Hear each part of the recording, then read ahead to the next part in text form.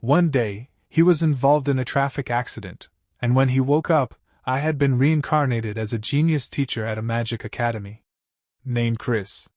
But whether it was a trick of the gods or fate, this person had a major flaw.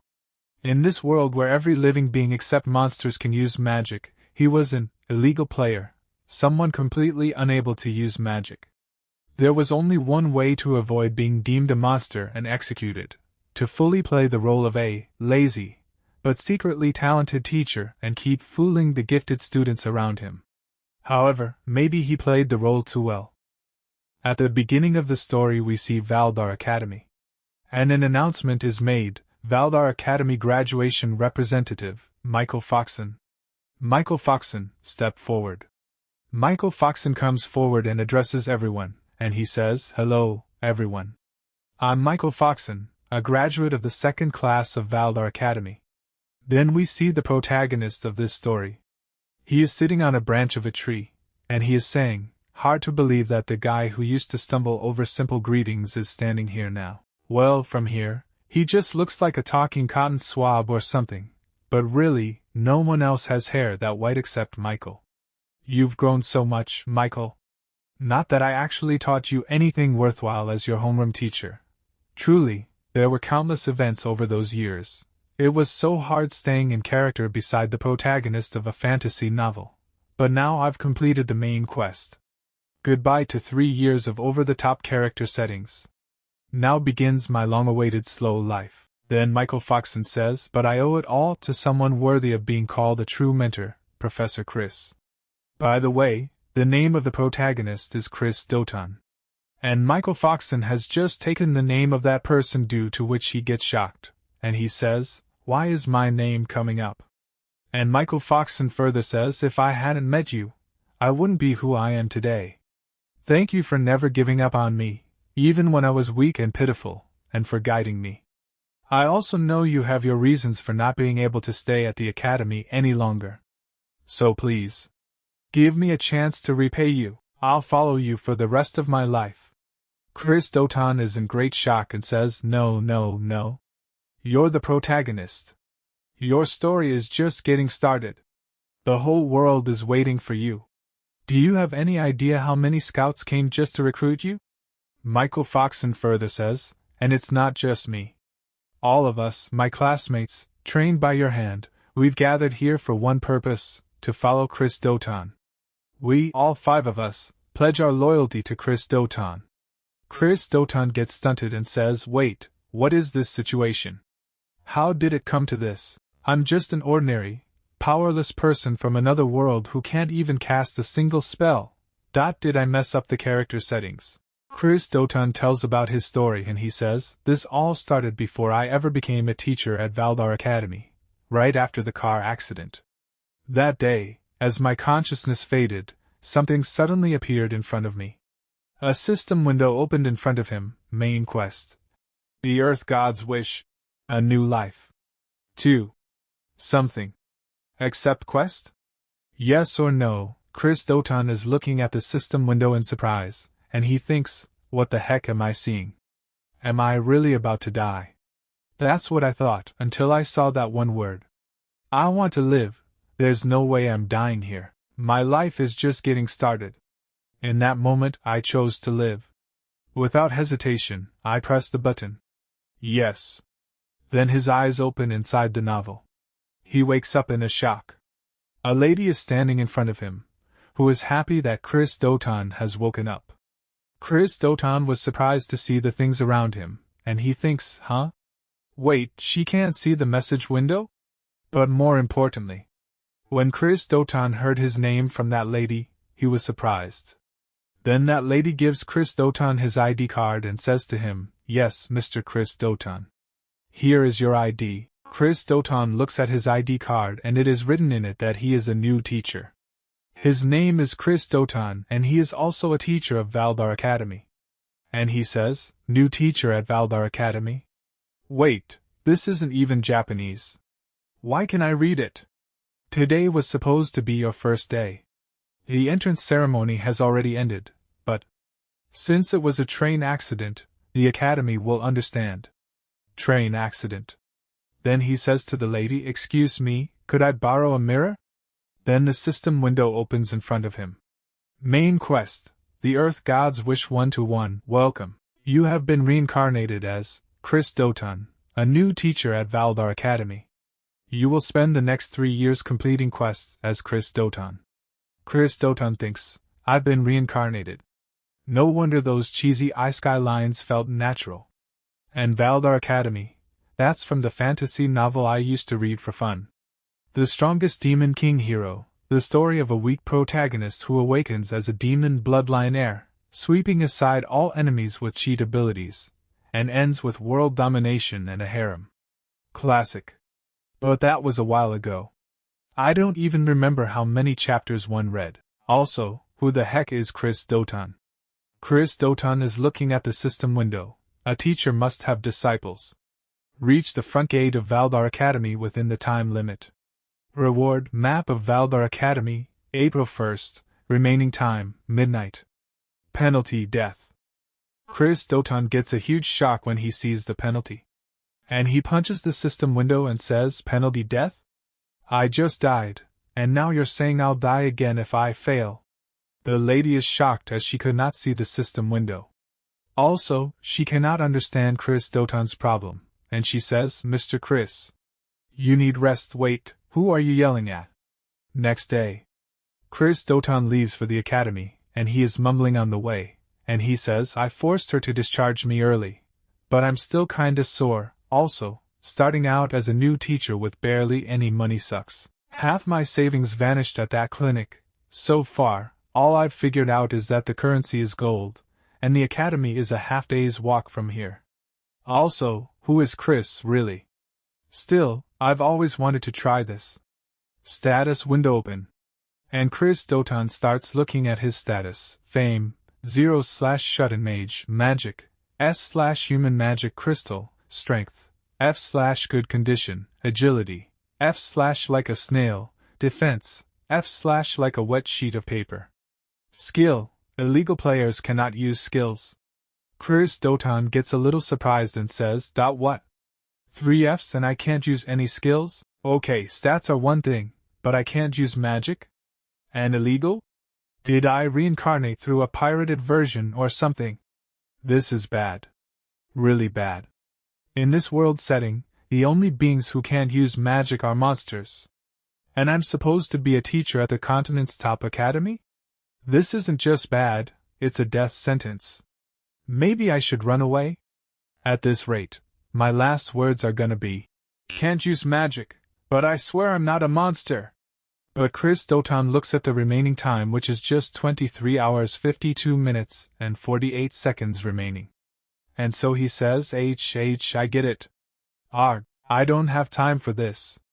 This is my second chance at life. The one bit of luck. My fame is listed as shut-in mage, and I do have experience. I once got reported in an online game for too realistic role-playing. That just means it was good. So, I'll play this as the mysterious, super powerful mage who never shows her true strength. For 3 years I will survive by pretending I'm the real deal. Then we see the gate of the Welder Academy. A statue in the form of a monster key is guarding the gate, but he is getting very bored, and he thinks the entrance ceremony was a week ago, so no one's around. Then he feels something dangerous, due to which the stone statue starts sweating. When he looks ahead, he feels a dangerous aura which is coming from our protagonist. And he gets scared and he thinks, who's this guy? What immense magical power. Must be a teacher. I heard the new teacher got into a train accident. It's only natural for academy teachers to have monstrous power, but no. This is far beyond that. That scar on the forehead. Hair black as a wild beast's mane. Skin pale as moonlight, eyes sunken like midnight. This is death. Death itself, in human form. Those red-black eyes have seen countless ends. There's a void behind him, a heavy emptiness. Chris Doton stops in front of the monster and says to him, to post a mere pebble like me at the gate. It's a disgrace to the academy. The monster was scared. But still he says to the protagonist, "You there, state your name and purpose." The protagonist smiles and says, "New teacher. Chris Doton. Now open the gate." Then Chris Doton goes inside the academy.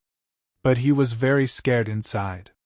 And he says, "Phew, that was close. I seriously thought that was the end of me. Well, at least I made it on time. But hey, this character's setup is actually kind of cool. I'll call it the totally unmotivated ultimate teacher. A deadbeat who naps in front of his students instead of teaching, but in truth, a battle-hardened, overwhelmingly powerful warrior. The kind of person who guides the protagonist with sharp, insightful advice. In his past, Chris lost someone dear to him because of his own mistake. He hit rock bottom, until the headmaster of the academy appeared before him. That's how he ended up reluctantly coming here. The most important part of this backstory? He's traumatized and refuses to take on a disciple again. But he's also arrogant, believing weaknesses like you all aren't even worth teaching. If you want to see my magic, then get stronger first. This could work. Chris Doton is so engrossed in his thoughts that he does not even realize that blood is coming out from his wound. And seeing his blood, he gets surprised and says, "Don't tell me. Did the wound reopen from the accident?" The moment I saw the blood, a wave of pain and dizziness hit me. Then only the system window opens in front of him again. "Quest complete, you received Valar Academy map for /1 as a reward." Chris Doton gets angry and shouts, "Is this a joke? Forget the map, give me something to heal myself. And with this setting, I can't even run to the infirmary." Then only a student comes behind Chris Doton and asks him if he is alright. Chris Doton turns back and looks at the student, and the student further says, "You're bleeding from the forehead. Looks like you're hurt." Looking at the student, Chris Doton thinks, that crest covering his cheek. This boy has a curse power. He's the protagonist of this story, Michael Foxon. He hasn't awakened yet, so his hair is still brown. Nervous and awkward, not a trace of the cheat-level power he'll have later. Still, I can't let my guard down.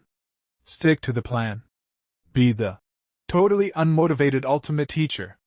Then Chris Doton says to Michael Foxon, "Why are you here? Class 1's still in session, isn't it? What's a new student doing here?" Michael Foxon gets a little nervous, but he says, "I couldn't keep up with class, so the teacher told me not to come to the training grounds anymore." Chris Doton thinks, can't blame them.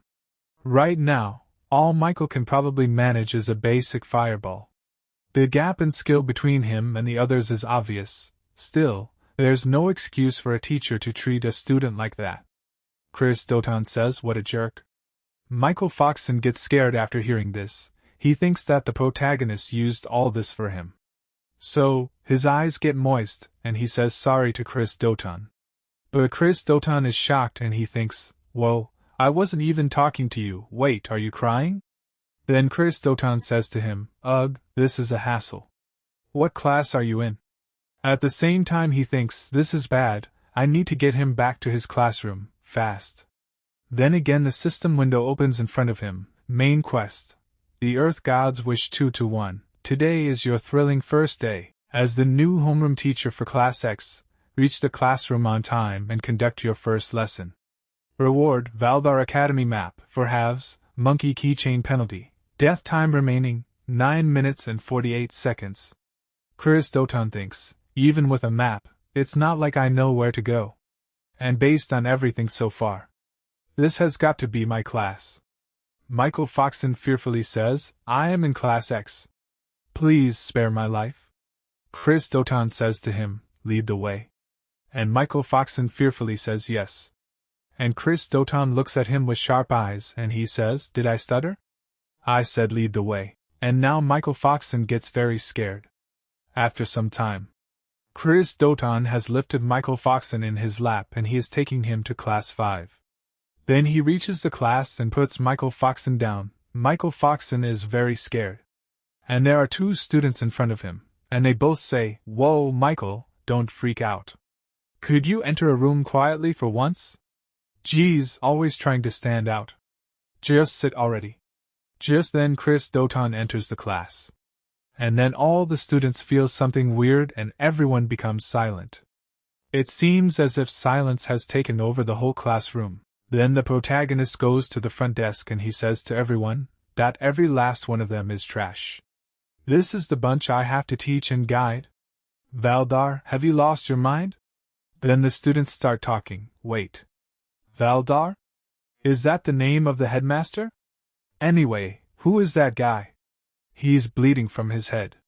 Then a student raises his hand and says, "Excuse me, but who are you? This area is off limits to unauthorized personnel." This student's name is Nika Tot, Class X's honor student. Seeing Nika Tot, Chris Doton thinks, "Alright, Nika. Michael's friend, if I remember." Then the protagonist tells his name as Chris Doton. And Nika Tot further says, "Ah. Right, you're the one who was late because of that accident. That's why you're bleeding." But Chris Doton asks him to be quiet. But he thinks, "I just missed my timing, that's all. Don't talk about it, it's embarrassing." Okay, I made a strong entrance, but now I need to actually teach to clear the quest. In reincarnation stories, you're supposed to start with preloaded knowledge. Why do I know nothing? No choice then. Then Chris Doton gets up from a square and writes something on the blackboard. And he wrote, "Self-study." And he thinks, "I'll wing it with the right attitude."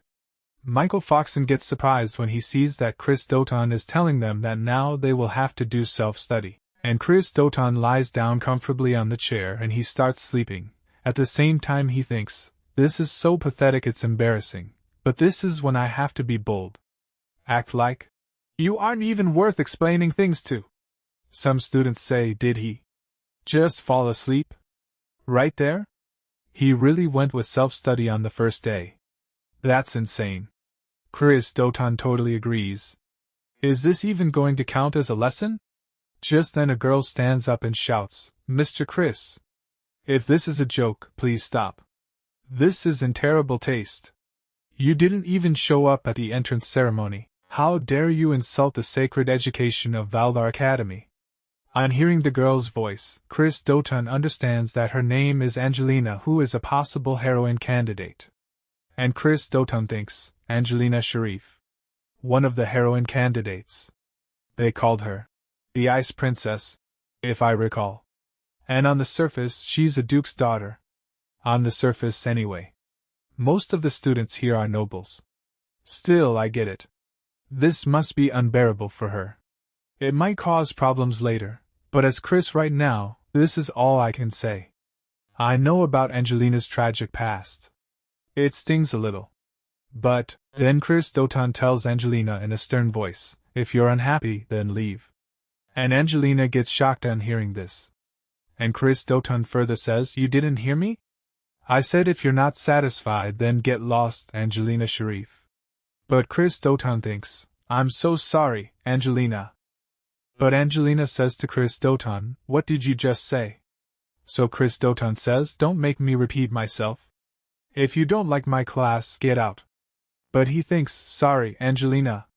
Forgive me for being the kind of teacher who can only say things like this to a previous student." Angelina starts grinding her teeth in anger. Then she says, "I have no interest in learning anything from someone like you." Michael Foxon tries to stop her, and he says, "Angelina." But leaving the classroom over this. But Angelina says to him, "With your ability, I doubt you'd keep up with any lesson anyway, and I don't have time to waste on some worthless teacher." Listening to Angelina's words, many other students also start leaving the classroom. And Chris Doton is watching his students leaving and he thinks, "That I figured this would happen. They're all proud nobles, after all. I wonder how many will even stick around in the end. I braced myself for this, but still. If I get fired, what then? All I can do is trust the headmaster to have my back." Then the system window opens, quest cleared. You resend. Map of Valar Academy 2/4. And monkey keychain. As rewards, Chris Doton thinks, "For now, I survived." Oh? It just happens that only the main characters are left. The protagonist Michael, the honor student Nika, and the potential heroines surrounding the main character. The twin-tailed girl is Dolce. The other girl is Belle, the healing type support. And one more who's not here yet. I'll introduce her later. Now then. Time to act like a real mentor and say something wise. Chris Doton stands up and says, "Teach magic half-heartedly and people die." Hearing Chris Doton's words, all the pending students' ears perk up, and they all get shocked, and Chris Doton says, "That's why Valdar Academy is a training ground for killers. Give a deadly weapon to someone who can't even control their own mana, and it won't be them who dies, it'll be someone else. Calling it an accident or mistake, that's just sugarcoating reality. Do you have the resolve to bear that responsibility?" But all students become quiet, and no one says anything. Then Chris Doton starts leaving from there. After some time, Chris Doton comes out of the classroom and stands near a wall, and he starts laughing and he says, "I think my lifespan just shortened by 10 years, creating a character whose life depends on their performance. Really is a whole other level. I need to adjust to this reality, and fast. Oh, right. That monkey keychain I got as a reward. What is this?" Chris Doton has a small monkey keychain in his hand and Chris Doton is happy seeing it, and he says, "What the heck? It's adorable. I personally love it, but if Chris carries this around, it'll totally ruin the vibe. I wonder if it has any effects?" Then suddenly the system window opens in front of him, and it says, "Equip item. Monkey chin? Yes or no once equipped. It cannot be removed for 5 minutes. Choose wisely." Chris Doton says, "So I won't know the effect until I equip it? Alright, let's just check what it does." The system says, "You equipped monkey keychain. While equipped, your agility increases by 1 rank. From F snail to E big bros snail." And Chris Doton becomes happy seeing this and he says, "An entire rank boost to agility. This is a cheat item. As long as I hide it under my clothes, it's fine. Higher agility means better offense and dodging." The system further tells Holmver, while quicker speech will end with key. Example. The system is truly generous key. Chris Doton gets surprised on listening to the system's words. But he controls himself and says, "What did you just say? Are you implying I'm a monkey?" And Chris would never talk like that. A girl is watching all these actions of Chris Doton from behind, and she gets a bit surprised. Then she takes Chris Doton's name. And when Chris Doton turns back and looks, she is standing there. And he asks Chris Doton, "Why are you here?" Then Angelina is unable to move, she stops. And Chris Doton thinks, "Crap. I should have used a stealth spell." Angelina thinks, "The moment those Reaper-like eyes locked onto me, my mouth opened on reflex. There's no way any excuse would work on this person, not even the Duke Sharif family name. I know her type well. People who trust only in their own power and disregard everyone else, arrogant geniuses. That scornful gaze, I've seen it more than enough to last a lifetime. What now? You're not going to check my pockets, restrain me, or stop me from running? Is this what they call silent pressure?" Then Angelina says, "You saw, didn't you? That I was smoking. I won't deny it. I know it was wrong. I'm sorry. I'll accept whatever punishment is due." Angelina thinks, maybe it's good that he caught me. There's no way he'd let it slide anyway. Even if it hurts my reputation, if he tells me, "You're unfit to inherit anything," and rejects me outright, then maybe I can finally give everything up and just be free. Chris Doton touches Angelina's forehead with his finger and says to her, "Pathetic kidkey." Angelina thinks, "YH? What does that mean?" That look. It wasn't scolding or furious. It was like someone who had seen another suffer and meet a tragic end, just like them. Trying to numb the pain through reckless behavior is foolish and short-sighted key. No matter how powerful you are, you can't redo the past. That regret. That way of seeing echoes of the past in similar moments now. You're just like me. You're human too. So you weren't just some tyrannical generalist after all. Then Chris Doton starts leaving. And Angelina gets surprised when she sees a monkey keychain near Chris Doton. And she thinks, that monkey doll doesn't match your appearance at all. You must have gotten it from someone important, or maybe it's a memento. I'm sorry. for reminding you of something painful, and for acting out of line despite being such an amateur. But Chris Doton thinks, by the way, enforcing a no-smoking rule on campus doesn't fit your character at all, right? Wait, was she able to tell my speech turned into tea? After some time, Angelina comes back to her classroom and sits down. Chris Doton is surprised to see that Angelina is back? And Angelina says that's… don't misunderstand. I was just curious about Belle Fruzia's healing magic, that's all. And Nika Tot gets excited and he says, so, X class now has me, Nika Tot, Michael, Dolce, Belle, and Angelina. That makes 5. It's like a small elite unit. So cool. And Chris Doton thinks, well, the rest of the students all requested transfers out of this class. Dolce says, I wanted to show those useless extras what we're made of, right, Michael? Chris Doton thinks, as expected of Dolce, a real little devil-type heroine. And Belle says, Dolce, don't tease Michael. The teacher is about to explain today's lesson. Face forward. Professor, what will we be doing today? Chris Doton says, well, I guess it's finally time for a real lesson. If I could avoid it, I would. Then he says to the student, today's lesson is field training. And the system says to Chris Doton, main quest, one of the Earth God 1-3, first real tracking mission. Take the X-class students to Vinitz Plains and slay monsters. Complete all objectives within the time limit. Reward. Map of Valdar D, 3/4, rusted sword penalty. You already know, right? Monsters defeated 0 out of 50. Time remaining, 24 hours. After some time, we see the beautiful place. Then a teleportation formation opens and Chris Doton and his students come out from it. And Angelina says, the Vinitz Plains? So this is where the field training will take place. Nika Tot is excited. And he looks at Chris Doton with shining eyes and he says, wow. Professor, we haven't even been given weapons yet, and you're already using teleportation magic? But Chris Doton thinks, no, that wasn't me. We were just in the classroom, and the next thing I know, we were here. What's going on? Spatial magic isn't something students can use. And then Dolce looks at Chris Doton's head and she says, wait, there's a shadow over Professor's head. And the students think, that must mean we were summoned here by someone else. That's a horned rabbit. There are horned rabbits behind Chris Doton. And the system tells Chris Doton, teleportation by an unknown party confirmed. You have arrived at the designated location. And Chris Doton thinks, we were brought here by a third party. Dolce shouts, it's a horned rabbit.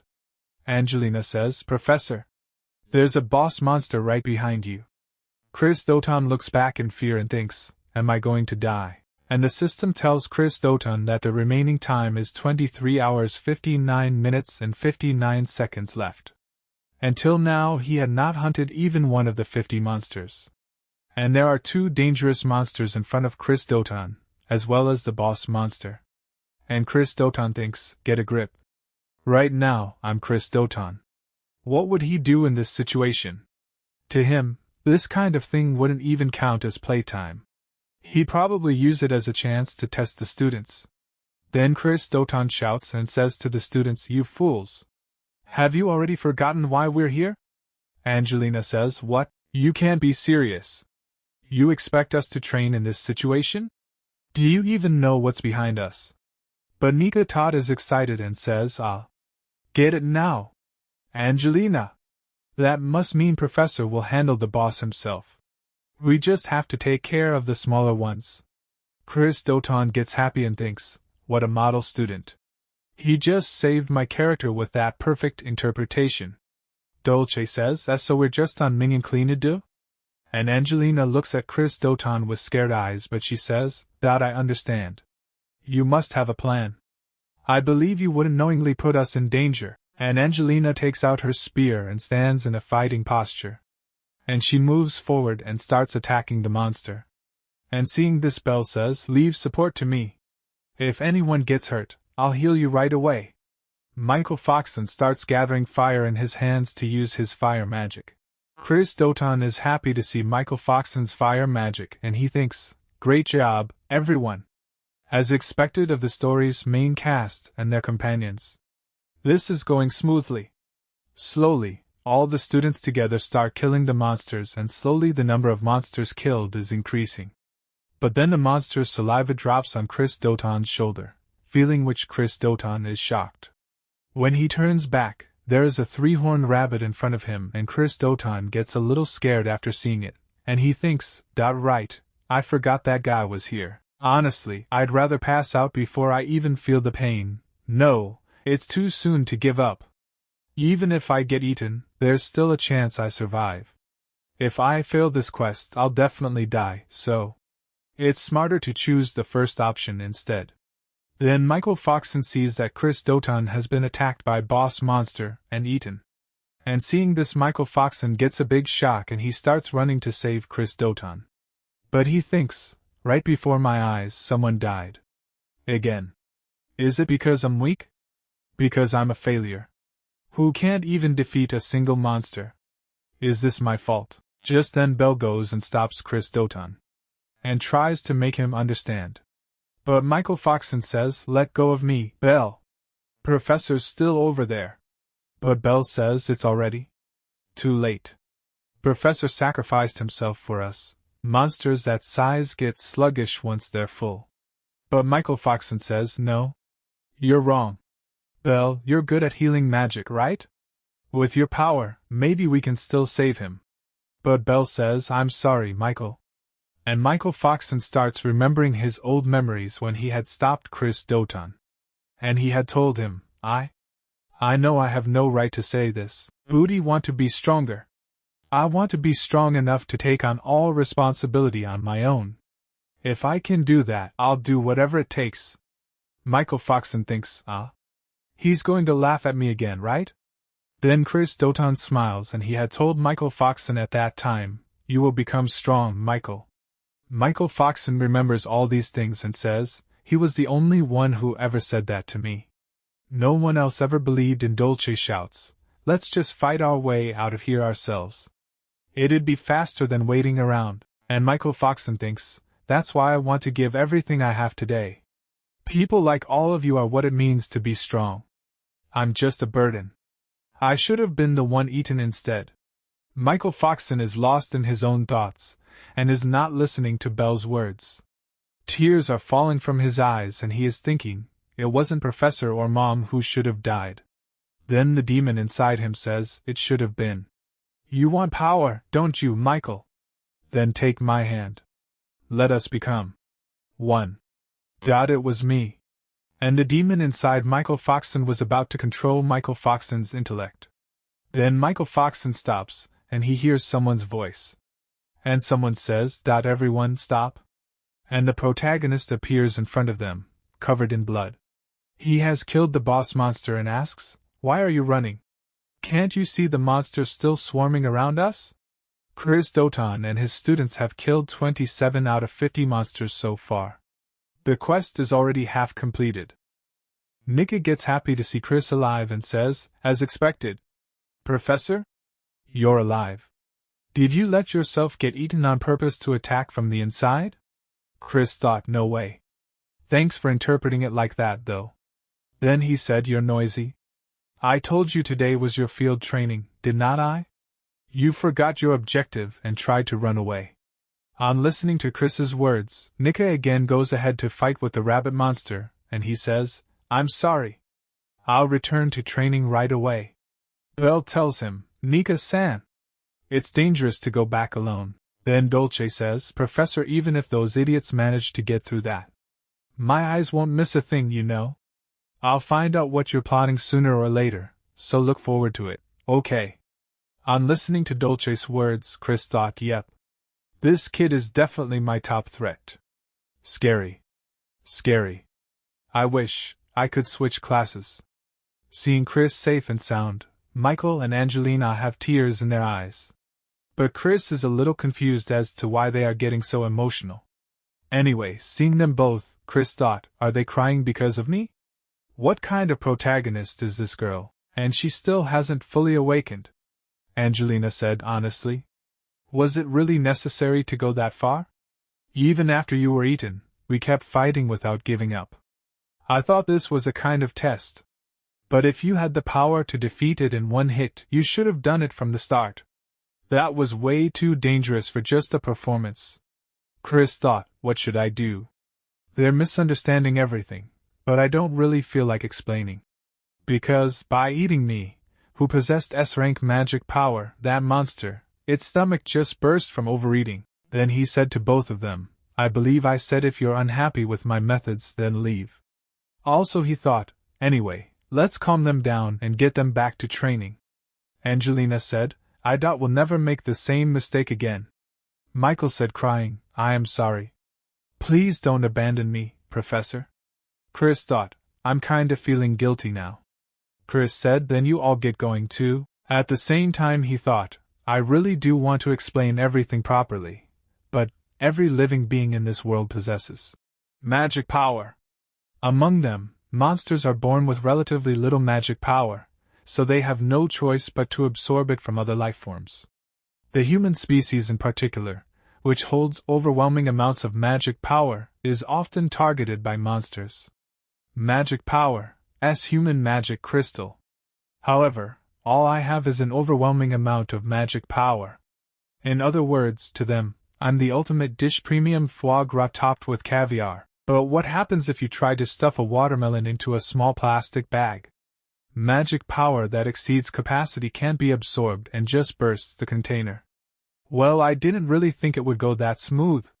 Anyway, now that the boss is dead, the small fry would normally come after us. Dolce attacks the rabbit monster using water magic, while Angelina attacks the monsters using birth magic and freezes them. Chris is shocked to see their power level and thinks, but these kids are perfectly in sync even without being taught anything. It looks like I don't need to worry. In that case, at the very least, I need to be able to protect myself. Chris uses monkey keychain, item monkey keychain equipped. While equipped, agility increases by 1 rank. F snail, to big bro E snail. Chris is about to fight the rabbit monster and he thinks, I probably won't need to give the students any more orders, so I'll boost my agility here. But the rabbit monster has more agility than him and Chris barely dodges the punch. But he still gets a little injured and his heart is pounding, and he thinks, hi. If I were still F rank, half my cheek would have been gone. I'm not Umpa Man, you know. The other students are easily killing the rabbit monsters and so far they have defeated 49 out of 50. And Dolce smiles and says, I'm so sorry, I thought I got them all, but it looks like one slipped through. Someone is watching them all from a distance, and he is sitting on top of a dragon, and he says, I can't believe it. I thought it was just a possibility, but it's really Chris, isn't it? Seeing him, Chris thought, who is this guy? He totally looks like he's screaming, I'm the mastermind. With that appearance, wait a second. Could he be the one who teleported us here? The man comes down and says to Chris, where have you been and what have you been doing all this time? How long has it been since I last saw that beautiful face? Do you know how much I've wanted to see you? Chris is a little confused. He thought, wasn't he wearing a hood to hide his identity? And what's his relationship with Chris? That's the look of a maiden in love. Chris tries to remember who is the man standing in front of him. His students are also surprised and they also want to know who that man is. Chris thought, you've got it all wrong, everyone. I seriously have no idea who this guy is. The man says, what's the matter? Aren't you happy to see me? If you're still mad about what happened back then, I'm sorry. Chris thought, what are you talking about? And where did Chris even meet this guy? Ah, no good. I have to pretend to be Chris, for now. Michael calls Chris from behind but Chris does not reply. When Michael sees Chris's serious face, they become a little cautious, and they think that man is dangerous. It's the first time I've seen a professor be so cautious. Michael thought, on top of that, he commands monsters like they're his own children. Could he be the one who unleashed the rampaging horned rabbit? And the man said, I thought someone had killed my precious darlings, but to think it was Chris. Michael thought if it weren't for the professor, I'd have been killed without a word. The man said the master said he wanted to check on the young master's progress. I was thinking about killing one of his friends right in front of him, but I never expected you to show up. Try to see things from my perspective too, okay? Chris's students get scared after hearing the man's words, but Chris asks them to remain calm. And the man further says, "You're the one who ruined my mission, so why have you been quiet all this time?" Well, I guess making excuses wouldn't suit you anyway. Michael thinks, Professor. Despite having such a face full of murderous intent, why do you just accept it without fighting back? Could it be because we're here? You can tell how furious that person is just from their aura alone. It's difficult even for Professor to defeat that person while protecting us. It's frustrating. I'm still nothing but a burden to the Professor. With my current power, I can only manage to finish off monsters that are already near death. Then the man says to Michael, "You're just following the master's orders too, so I won't get in your way." But if you smiled and said, "Good job," to me, it would lift my spirits. Michael thinks, but that person also seems to care deeply about the Professor. No, but look at Professor's eyes. This is just his selfish form of courtship. The man says, "If it's difficult, I'll set things up for you. You've always praised my face for being beautiful, after all." But then Chris summons the sword and points it at the man's neck, because of which the man gets surprised. Michael was nervous because Chris took action and placed the sword on the neck of that stranger. And he tries to understand what just happened. And he thought, what just happened? Where did that sword even come from? There are only a handful of people on the continent who can wield creation magic. But if it's Professor Chris, maybe it's not impossible. Then Chris said to the stranger, "What nonsense have you been spouting all this time? Talk in your sleep, you trash." The stranger gets a little nervous, but he says, "So you're still holding a grudge about that, huh?" Chris smiled, but inside he was nervous, and he thinks that I am saved. It's thanks to the protagonist defeating the 50th one. I can't tell you how much I wish for it in my heart. I was praying that even just one of those lying on the ground would be finished off. A little while ago. Michael was disappointed that his power level is not equal to Chris and that stranger. So he was sad, but he did the right thing by killing a monster. Due to which the task which Chris got from the system, of defeating 50 monsters, was completed. Due to which Chris got a reward from the system, and the system tells him, as a reward, you have obtained Map of Vital Academy, 3/4, and Ancient Sword. Remove the monkey key holder, and equip the rusty sword. And as soon as Chris gets the ancient sword, he asks the system to equip it quickly. And the rusty sword gets equipped. That is why Chris had the rusty sword in his hand, and he placed the sword on the throat of that stranger. And the system tells him about the rusty sword, which can cut through most things. Usable durability, 3/3. Chris says thanks to Michael, and he thought, thanks to him, I somehow managed to protect both my life and my dignity.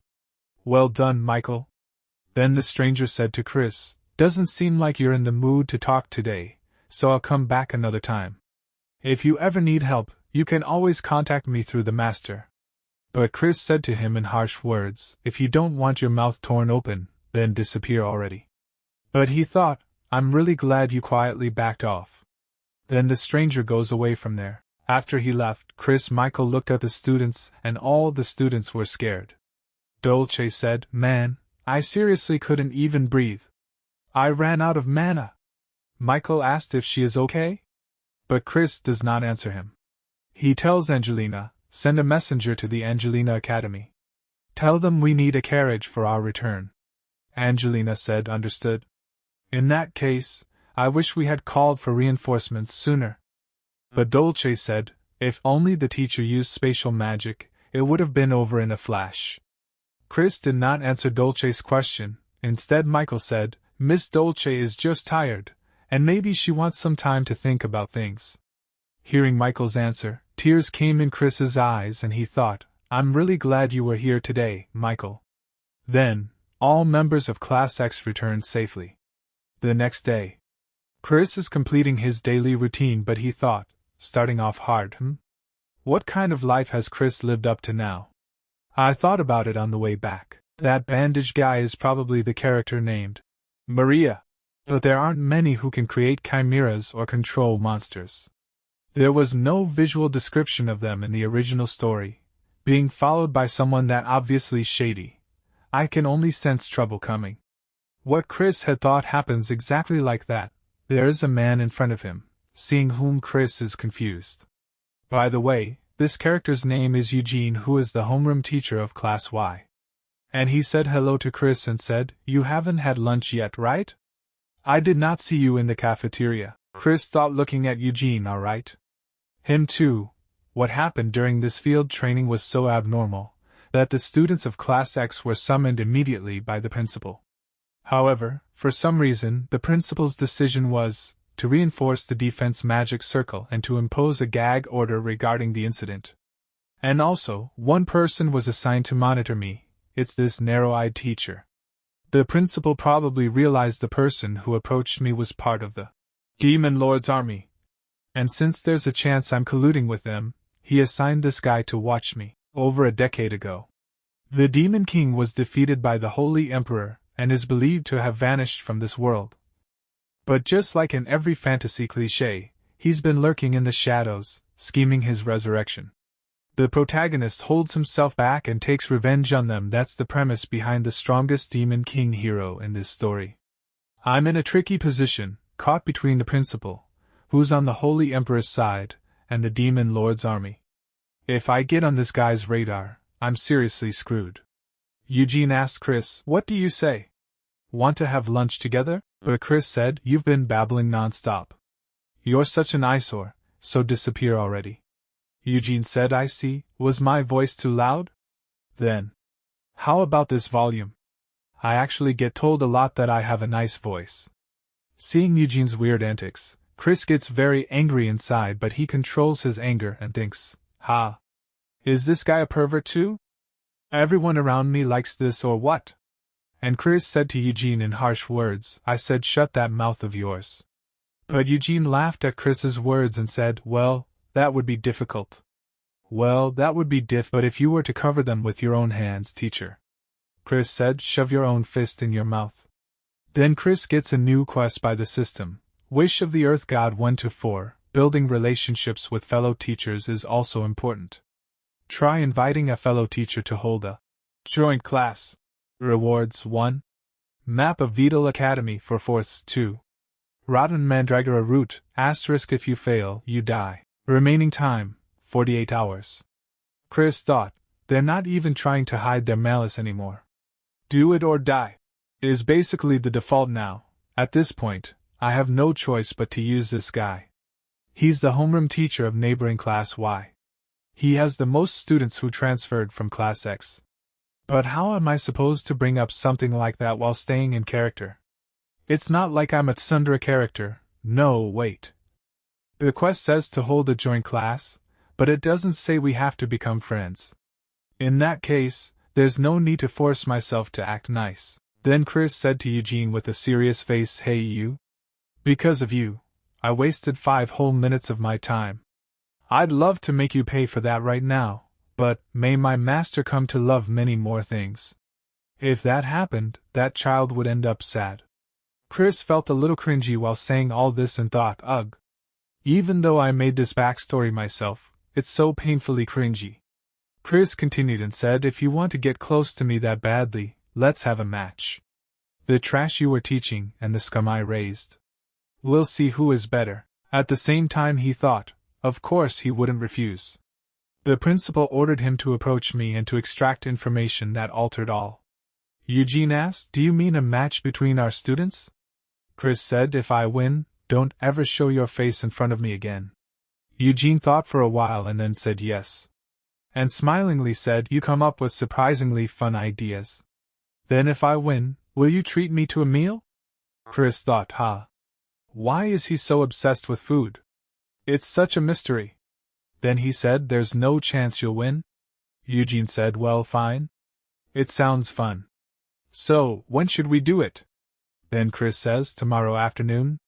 Eugene said, "Got it. Then see you tomorrow." Chris turns back and starts leaving, but he thinks, the outcome doesn't matter. As long as we can hold a joint class, that's enough. But honestly, with all the nerdy characters in Class X, I don't really think we'll lose. And someone was secretly listening to their conversation. And we see that it is Nika. And Nika has completely heard their conversation and he says, "Teacher, are you having us compete against another class because you believe in us?" The entire academy was buzzing. Whispers turned to shouts in the hallways.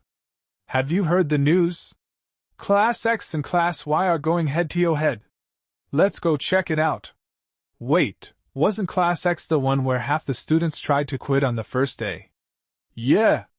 Just making eye contact with their teacher is terrifying. But then came the real piece of gossip, one that sent shockwaves through the student body. And the best part?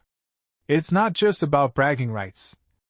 Professor Eugene's date is on the line. Meanwhile, Nika Tot burst into his classroom like a whirlwind, flinging the door open with a dramatic crash. "Everyone! Are you all here already?" Inside, his 4 closest classmates looked up in surprise. Dolce, lounging lazily at her desk, yawned. "You called this an emergency, so I came. What's going on?" Angelina, twirling her ice blue hair with a smirk, sighed. "I've got dinner plans, so this better be quick." Nika grinned. "I'm sure you've already heard, we're going up against Class Y." Angelina shrugged. "Yeah, teacher said she'd explain it again, but there's gotta be more to it than that, right?" Nika leaned in, voice lowering conspiratorially. "Bet you didn't hear this part. If we lose, Professor Eugene gets to go on a date." The room fell silent. Wide eyes. Jaws dropped. "Wait, what?" Dolce choked. Angelina laughed in disbelief. "Haha, wait, are you serious? You sure you didn't mishear or just imagined it?" Nika crossed his arms, puffing out his chest. "I'm a tot. And tots don't lie. I overheard them myself. They were talking about it." Michael, usually quiet, perked up. A date? With our teacher?" Dolce added with a teasing grin. "I mean, technically eating out with someone of the opposite sex is a date, right? But this is the first time anyone's heard anything like that about Professor Eugene." Angelina mused aloud. "True. I always figured he was more of a lone wolf." Nika slammed his fist into his palm. And then Professor Chris totally snapped, said if Class X wins, don't ever show your face again. That means Professor Eugene believes in us. We gotta go all out and make him proud. So basically, we can't lose, understood? Michael's eyes blazed. Okay, I am curious about the date. But there's no way we're losing to Class Y. We can't let the professor down. Angelina laughed, watching Michael's fists start to spark. Whoa, your fists are literally sparking, calm down. Meanwhile, Professor Chris stood by the training grounds, watching students gather. She sighed. This whole date thing's gotten way out of hand. Across from her, Professor Eugene approached with his usual unreadable expression. Chris eyed the difference between their classes. Just look at that numbers gap. There's no way this is balanced. Eugene spoke first. Are you familiar with the match format? One-on-one duels. First team to 3 wins takes it. Chris scoffed. Humph, what a hassle. Wouldn't it be faster to just let them all brawl at once?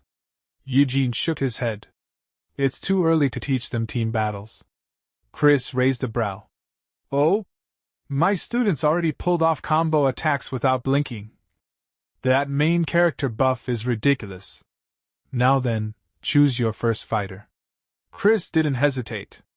No need to overthink it. I've trained them well. Just level up and smash them down with brute force. Nika taught. Nika saluted, grinning ear to ear. Yes, sir. I'll return with victory in hand. Victory or death. Chris deadpanned. You don't have to go that far, it's just a match. At the arena, the referee raised a hand. First match, Nika Tot vs Serena Gale. Whoever hits 0 first loses. Match ends immediately at that point. Fighters, take your positions. 3, 2, 1. Begin. Irina lunged in first, blade flashing. Nika inhaled deeply, and in a flash, his sword lashed out in a clean arc clang. Irina's sword flew from her hands and she skidded back, dropping to a knee. The crowd gasped. Referee. Class X's Nika Tot wins the first round. Nika jogged over to Irina, offering his hand. You okay? Here, I'll help you up. She gritted her teeth but smiled. I'll win next time. Chris's eyes widened. What the? Why isn't anyone else shocked? She overheard the other teachers chatting. Not bad. Well, it is the Tots. I'd expect no less. Chris nearly choked. Wait, what? That's tank-level damage, from a support class? Michael, off to the side, beamed. Nika's gotten crazy strong already. Chris sighed in relief. Phew, glad I'm not the only one freaking out. Eugene smiled. All right, who's next? Chris smirked. Just pretend to think it over. I already know who. Angelina. Angelina snapped to attention. Understood. I'll easily claim another win. Chris planned ahead. We'll wrap this up cleanly. The Twin-Tails girl will finish it. No need to send in the healers or newbies. Michael looked at Chris with puppy dog eyes. Please, give me a chance. Dolce giggled, catching on. Why is he staring at me like that? Referee. Second match, begin. Angelina summoned her shimmering ice spear and charged. Her opponent parried, but Angelina's relentless assault pushed them back. The teachers watching murmured, as expected from the heir of the Sheriff family, classic ice magic. Chris's jaw dropped. Whoa, all those sparkles and crashes, it looks so damn cool. With a final thrust, Angelina's ice spear struck true, sending her opponent sprawling. Referee. That's enough. Class X's Angelina Sheriff takes the win. Angelina grinned proudly. Naturally. She turned to look at Chris with smug, expectant eyes. Why does she look like my family's dog when it's being smug? I want to praise her, but I gotta stay in character. Chris barked. What are you waiting for? Get back here! Now. Angelina flinched. I was already on my way. Eugene folded his arms. One more win, and it's over for us. Chris cracked her knuckles. Let's finish this cleanly. Dolce. Dolce skipped forward, beaming. Professor! I'll tie them down for you. Dolce suddenly raised her hand and announced loudly. I forfeit. Everyone nearby was caught by surprise. Nika's eyes widened in shock as she quickly spoke up. Eh? Why? Did you suddenly feel unwell or something? You're not thinking of letting the teacher go on a date or something, are you? Hearing this, Chris also turned his head, surprised. He thought to himself, What's a date? Well, whatever. Let's just hear her reason first. Chris then asked directly, Did you get cold feet?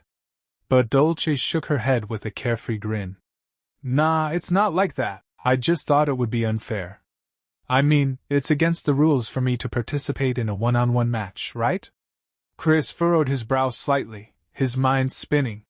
Well, that's certainly true, he admitted internally. This kid has an invisible sixth member of the protagonist's party. After all, she has her twin sister with her. However, that fact was supposed to remain an absolute secret. Due to various complicated circumstances, no one else was supposed to know about Dolce's twin. What are you planning? Chris wondered warily. Dolce then turned toward Michael with a bright, teasing smile and said, So win in my place, okay. Michael. Chris sighed inwardly. As I thought, she's trying to score points. She probably thinks she's giving the protagonist a chance to shine. Well, it's not a problem to lose once or so. He then called out to Michael. Michael! Are you prepared? Michael clenched his fists tightly, his expression full of determination. Yes.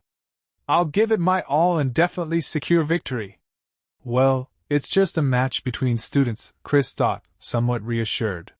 It should be fine. Now, the match officially began. Michael stepped into the arena. Standing in front of him was a menacing-looking student with a cruel smirk on his face. The academy bully. The bully sneered. "Hey, Michael, you cursed, disgusting commoner. You should be grateful that I'm your opponent." The moment Chris saw that student's face, his eyes widened in horror as a cold sweat ran down his back. "Oh no. I forgot. There are mob characters who bully the protagonist." The bully stepped forward, provoking further. "Hey, don't just stand there silent. Say something, will ya?" But Michael remained silent, his face stiff, unable to respond. Chris clenched his fists. It can't be helped that there are characters who provoke the protagonist in this setting. But now is not the time. The bully, sensing Michael's hesitation, grinned maliciously and delivered a cruel, unforgivable blow. "How does it feel to come to the academy after killing your mother, you piece of trash?" Michael's entire body tensed, his expression twisted in pain and anger. A sharp headache struck him. "Don't say that," he managed through gritted teeth. Chris's nerves were on edge. It wasn't just his magic power that increased after that incomplete awakening the other day. That was something different from an awakening. A concerned teacher nearby leaned in and asked, "What's wrong? Are you okay, kid?" Michael gritted his teeth harder, glaring at the bully. "No good. Quickly run away," he warned in a strained voice. Seeing Michael's condition rapidly deteriorating, Chris's heart pounded. That's a sign of going berserk. But the foolish bully ignored him and scoffed. "Huh? What are you saying? Just stay still. I'll take you down in one hit." Chris could feel his nerves fraying. This is bad. Now's not the time to worry about character roles. Without hesitation, he shouted loudly to the entire arena. "Match cancelled!" But it was too late. A dark, ominous energy began pouring out of Michael's body, surrounding him like a thick, malevolent fog. The evil aura grew thicker and thicker, crackling in the air. Teachers and students alike stared in horror. Chris's face went pale as fear gripped him. It's over. He's completely turned into a monster now. The sinister, demonic presence around Michael intensified. His face twisted, his real, monstrous side, hidden beneath his usual gentle appearance, was now visible to all. A collective scream echoed across the arena. "Monster! Monster!" The students panicked and began shouting in terror. The bully who had mocked him earlier was now trembling in fear, his voice quivering as he pleaded. Please! Help me! Somebody!" Michael's monstrous form slowly stepped forward toward the bully, his eyes glowing with hatred. At that moment, a familiar ding sound echoed in Chris's mind as a system notification appeared before his eyes. Quest difficulty may change depending on the situation. Please successfully complete the class as a teacher. Chris gritted his teeth in frustration. Every single time, they push unreasonable demands on me. They want me to stop the protagonist's rampage, with my own hands. He knew he had no other choice. Without wasting a moment, he quickly moved toward Michael. The students watching gasped in shock. Teacher Chris! Chris clenched his jaw. The only saving grace is, this place is designed so that no one dies. Plus, that kid probably still has some reason left. But before he could reach Michael, Eugene, another teacher, quickly appeared beside him. Eugene summoned magical chains and tried to bind Michael in place.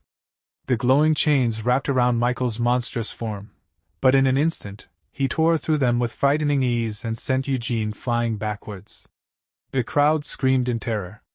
Teacher Eugene! Ugh! Everyone fall back! All faculty members, prepare binding magic! But another teacher shouted in panic. It's no use. It won't work. That abnormal magic power is blocking our spells. One of them cried out. Teacher Chris! What are you doing? Please run away quickly! But Chris didn't panic. He pushed forward, stepping fearlessly into the corrupted aura. Michael's monstrous figure paused for a moment, his monstrous eyes catching sight of Chris. Something in them flickered. If it's Chris, she definitely won't run away. one student whispered. Michael, though trembling, still retained a tiny shred of his consciousness. His mouth opened weakly. Teacher. No. Run. Run away. Quickly. Chris took a steady breath. I almost broke character from being too scared. But I can't give up here. He still recognizes my face. Now's my chance. Without a word, Chris stepped up and stared into Michael's eyes. Michael's body stiffened as he began to sweat nervously. In an instant, Chris lashed out with a swift kick to Michael's knee, causing him to buckle. He grabbed Michael by the collar and pulled him in close, his gaze fierce and unwavering. He spoke with a voice like steel. Is this the strength you desire? It doesn't matter what fate you bear. If you make a true resolution, you can be reborn as a strong person. That's why I said you can become strong. There won't be a next time. He stared into Michael's eyes. Come back, Michael. The words struck deep inside Michael's heart. His monstrous aura wavered. Come back. Michael. Michael's eyes trembled, his body quivering. Slowly, a trace of his true self returned. And with that, Chris turned to his student and called out, Let's go back, Michael. Without waiting for a reply, he walked away, leaving the tense atmosphere behind. Some time later, Chris found himself alone, his mind still reeling from the recent events.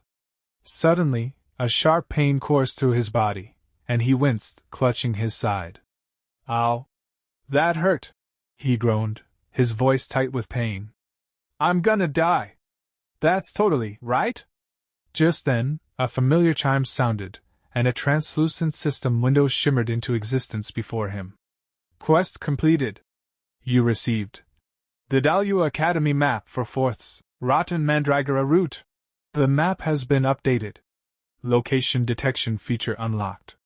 Rotten Mandragora route. Consumable. Effect: recovery speed increased by 200%. Side effect: Wish of the Earth God. You've completed all of Chapter 1 of the quest. Chris sighed deeply, muttering to himself. I left those students behind, and that creepy slit-eyed guy too. But I guess I did get some rewards out of it. The Vidalua Academy map, and now I've unlocked location detection. He paused, furrowing his brow. Still, I'm worried about Michael, but... He crouched down near a doorway and cautiously peeked inside a dimly lit room. His heartbeat quickened, but he forced a casual expression onto his face, masking his concern with a thin veil of indifference. It doesn't really fit my character to get involved, he thought. Let's just say it's because I have trauma from losing a student. As he steeled himself to leave, a calm voice echoed from inside the room, startling him. I knew you'd come, the voice said warmly.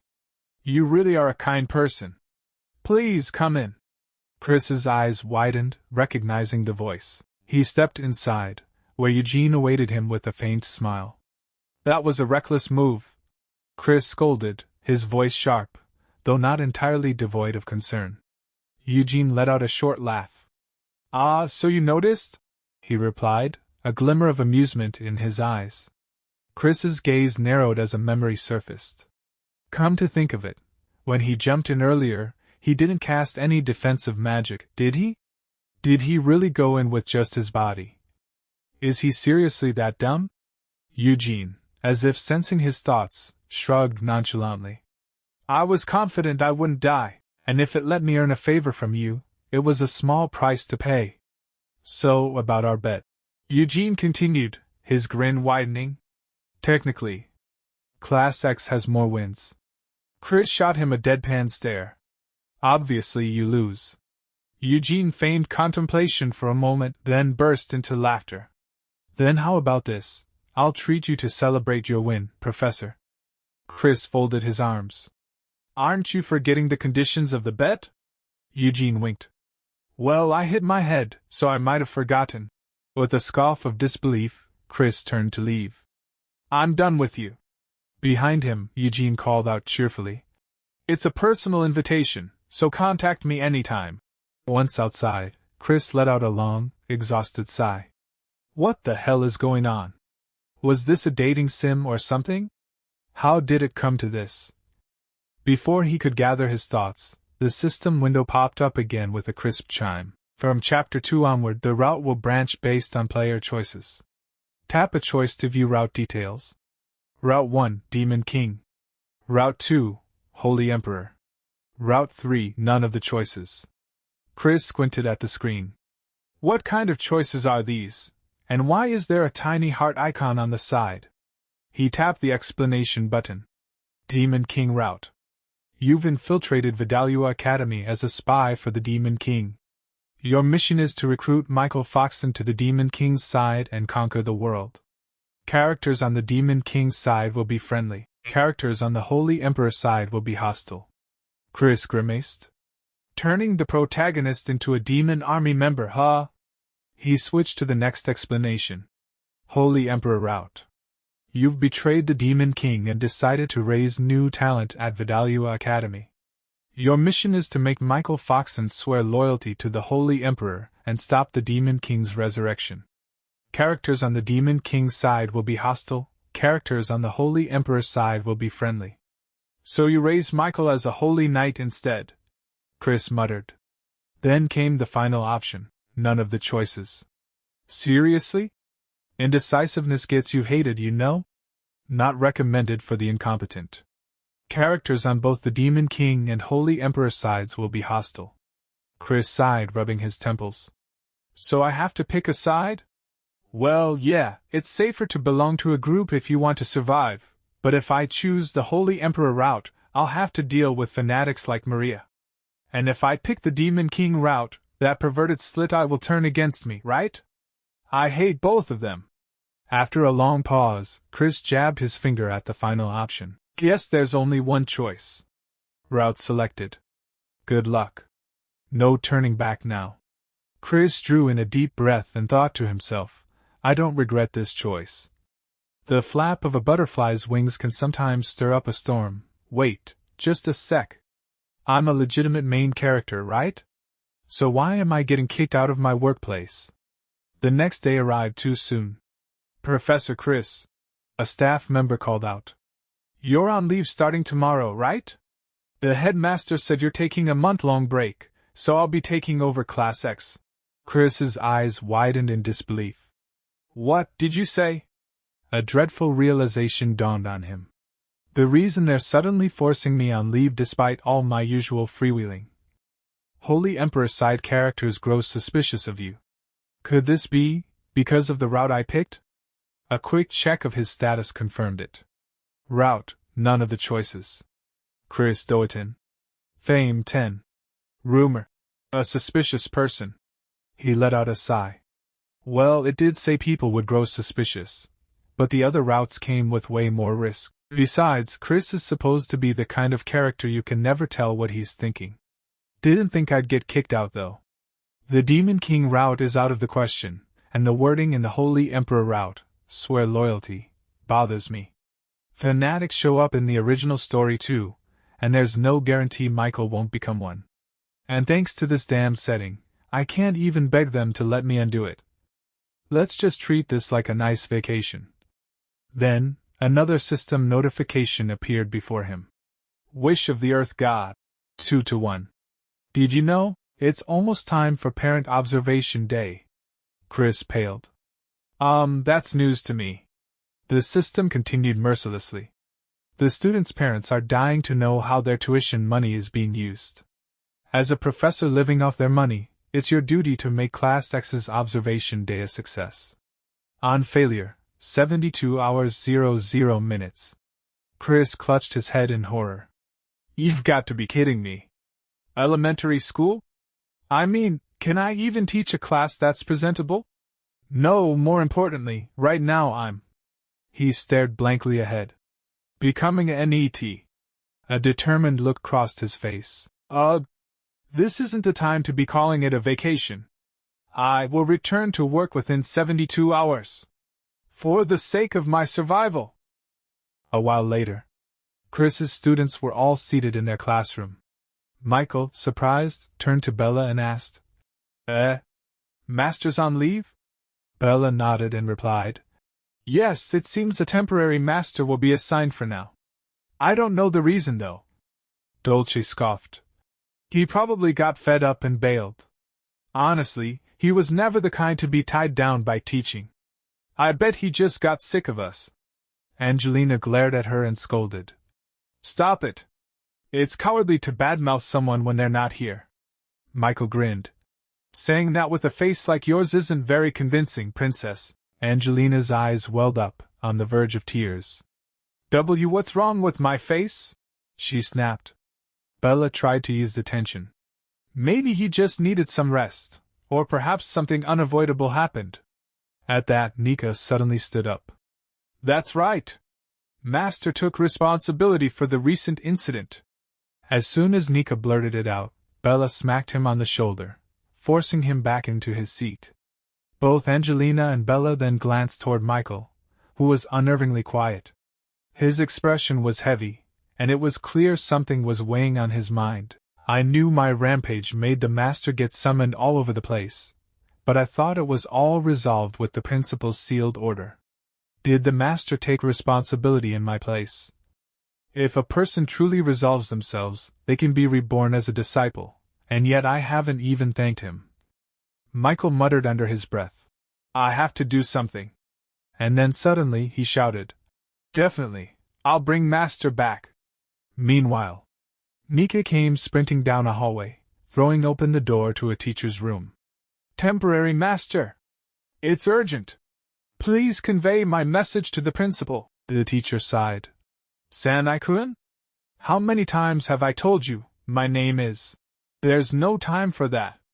Nika interrupted. Michael's about to lose control. The teacher pressed a hand to her forehead, muttering to herself, how many times has it been now? I only took this job because all the students here come from influential families. But they never listen to anything I say. How long is this ridiculous farce going to continue? She spoke aloud. Another rampage, huh? Fine, let's go. Back in Class X. As they arrived, the teacher wordlessly stared at Michael, who immediately launched into exaggerated acting. Something inside me is about to explode. Dolce, helping with the theatrics, tugged at Michael's clothes and muttered. That's not nearly dramatic enough. Put some real passion into it. Come on, strip off those clothes too. Bella, joining in, reassured them. Don't worry, I'll heal any injuries. The teacher watched their antics and thought grimly, what terrible actors. Finally, she said flatly. Michael, if a student starts going out of control, a spell triggers an alert to the faculty. By the way, there's been 0 alerts so far. So no problem, right? Michael paused. I see, sorry. But Nika wouldn't give up. Only Master Chris can calm you down, right? Are you giving up already? Master will come back to stop you. The plan can't fall apart now. The teacher thought bitterly, Chris. What's so great about that rude man? I'll just have to endure this circus until Parent-Master Day. As long as I stay on good terms with their powerful parents, I'll be fine. But what the temporary teacher didn't realize was, after this ridiculous act, the students would stir up even bigger trouble. At another place, at an inn called Frog's Rest, the innkeeper was cleaning glasses while keeping a wary eye on Chris. 50 years running this place, and I've never had a guest like him. At first, I thought he was just a shady traveler, but he's been sitting there for 3 hours straight, scowling, drinking top-shelf wine, taking over the entire floor. The atmosphere's so heavy, no other customers will even approach. What is this presence? Is he the demon lord in disguise? Is today the day this inn gets destroyed? No, surely not.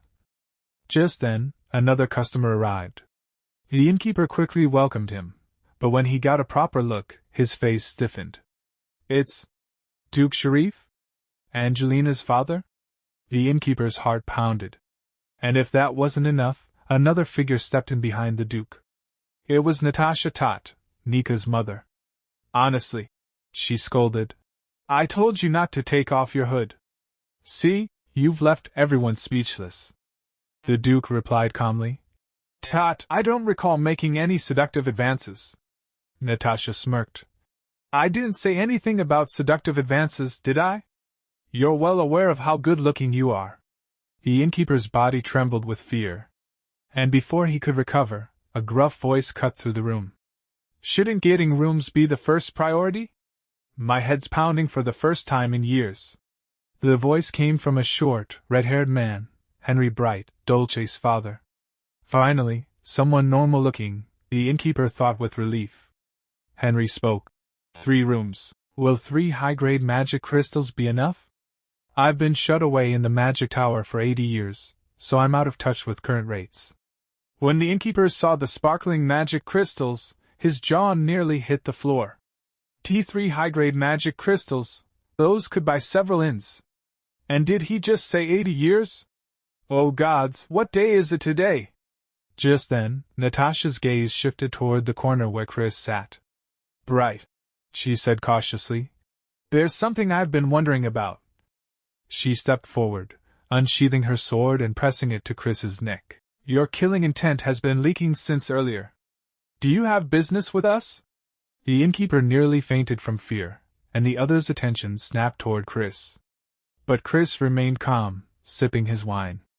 Then, with a dark, growling voice, he muttered, Get lost, unless you want your head bashed in. Natasha grinned. Oh? Is that so? Maybe your head'll fall off first. The tension between the two flared dangerously. Neither side willing to back down.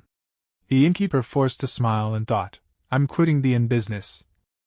Chris's hand shook as he still held the bottle. He thought to himself that none of this made any sense.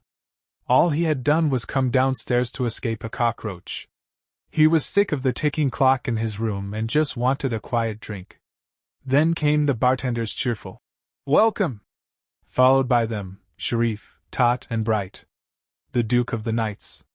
The head of the Mage Tower. Why were they here? Then a terrifying word blazed through his mind, parent meeting.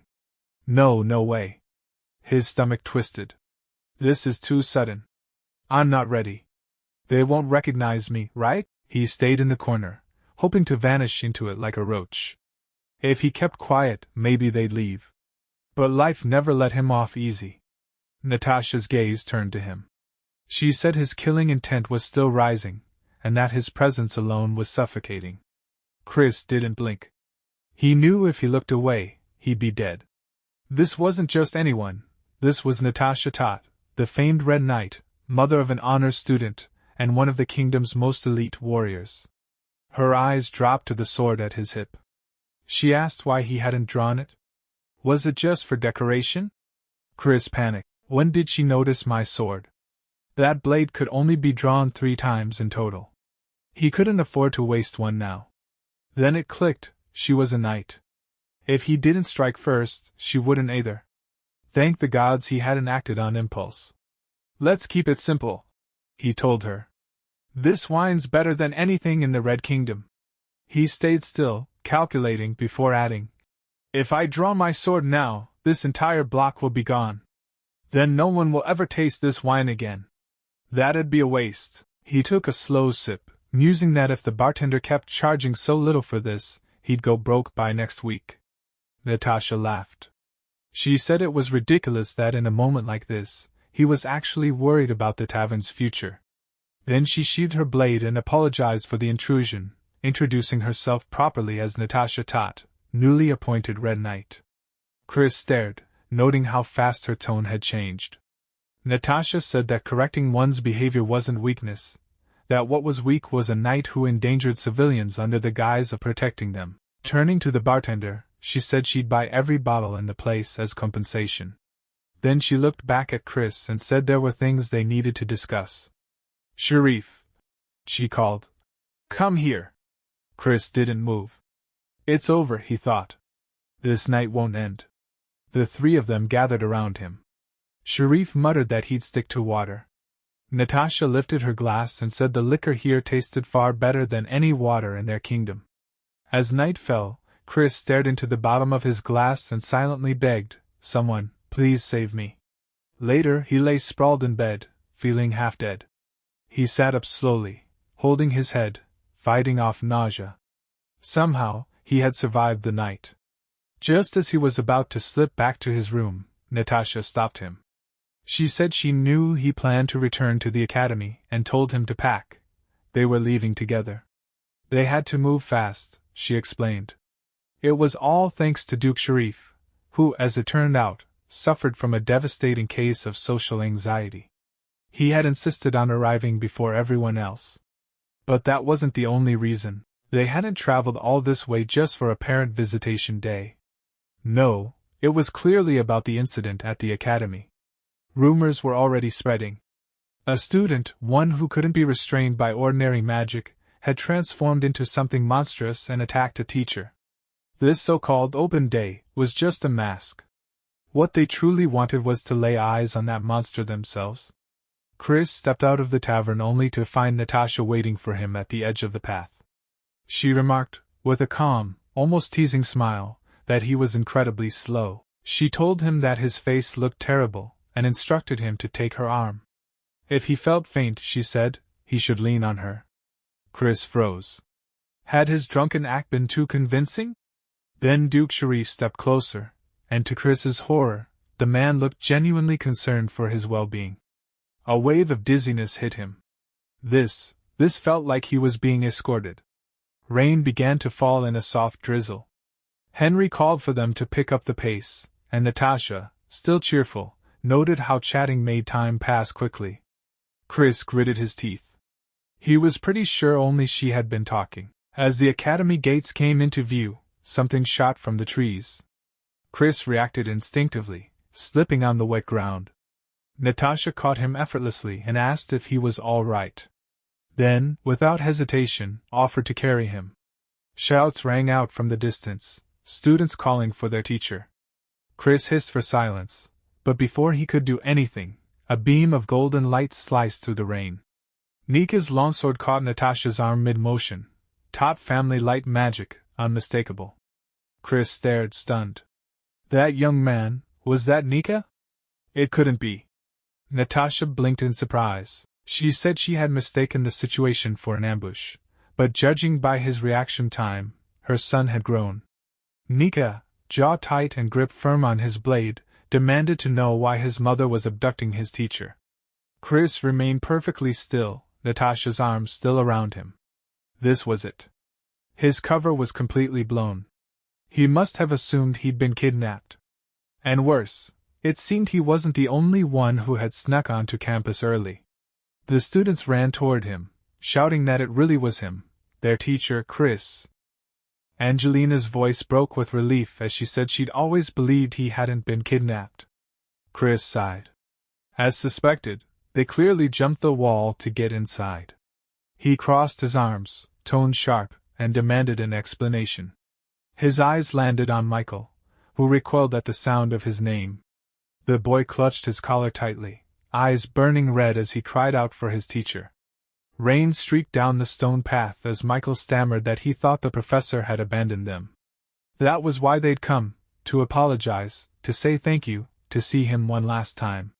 Chris tilted his head. This sounds like something out of a melodrama. Still, as he looked at the drenched, trembling student, something in him softened. These students were strange, yet they made him want to be better. He exhaled and muttered that they'd be nothing but trouble. Then he raised his chin and told them to return to the academy. Surprisingly, everything after that went smoothly. In the grand hall, noble parents chatted with careless familiarity. One waved for Lily and asked what horrors she'd put the professor through to make him vanish mid-semester. Another claimed Chris was the only teacher who could handle his granddaughter. A third declared that someone of his caliber was rare, even in their lineage.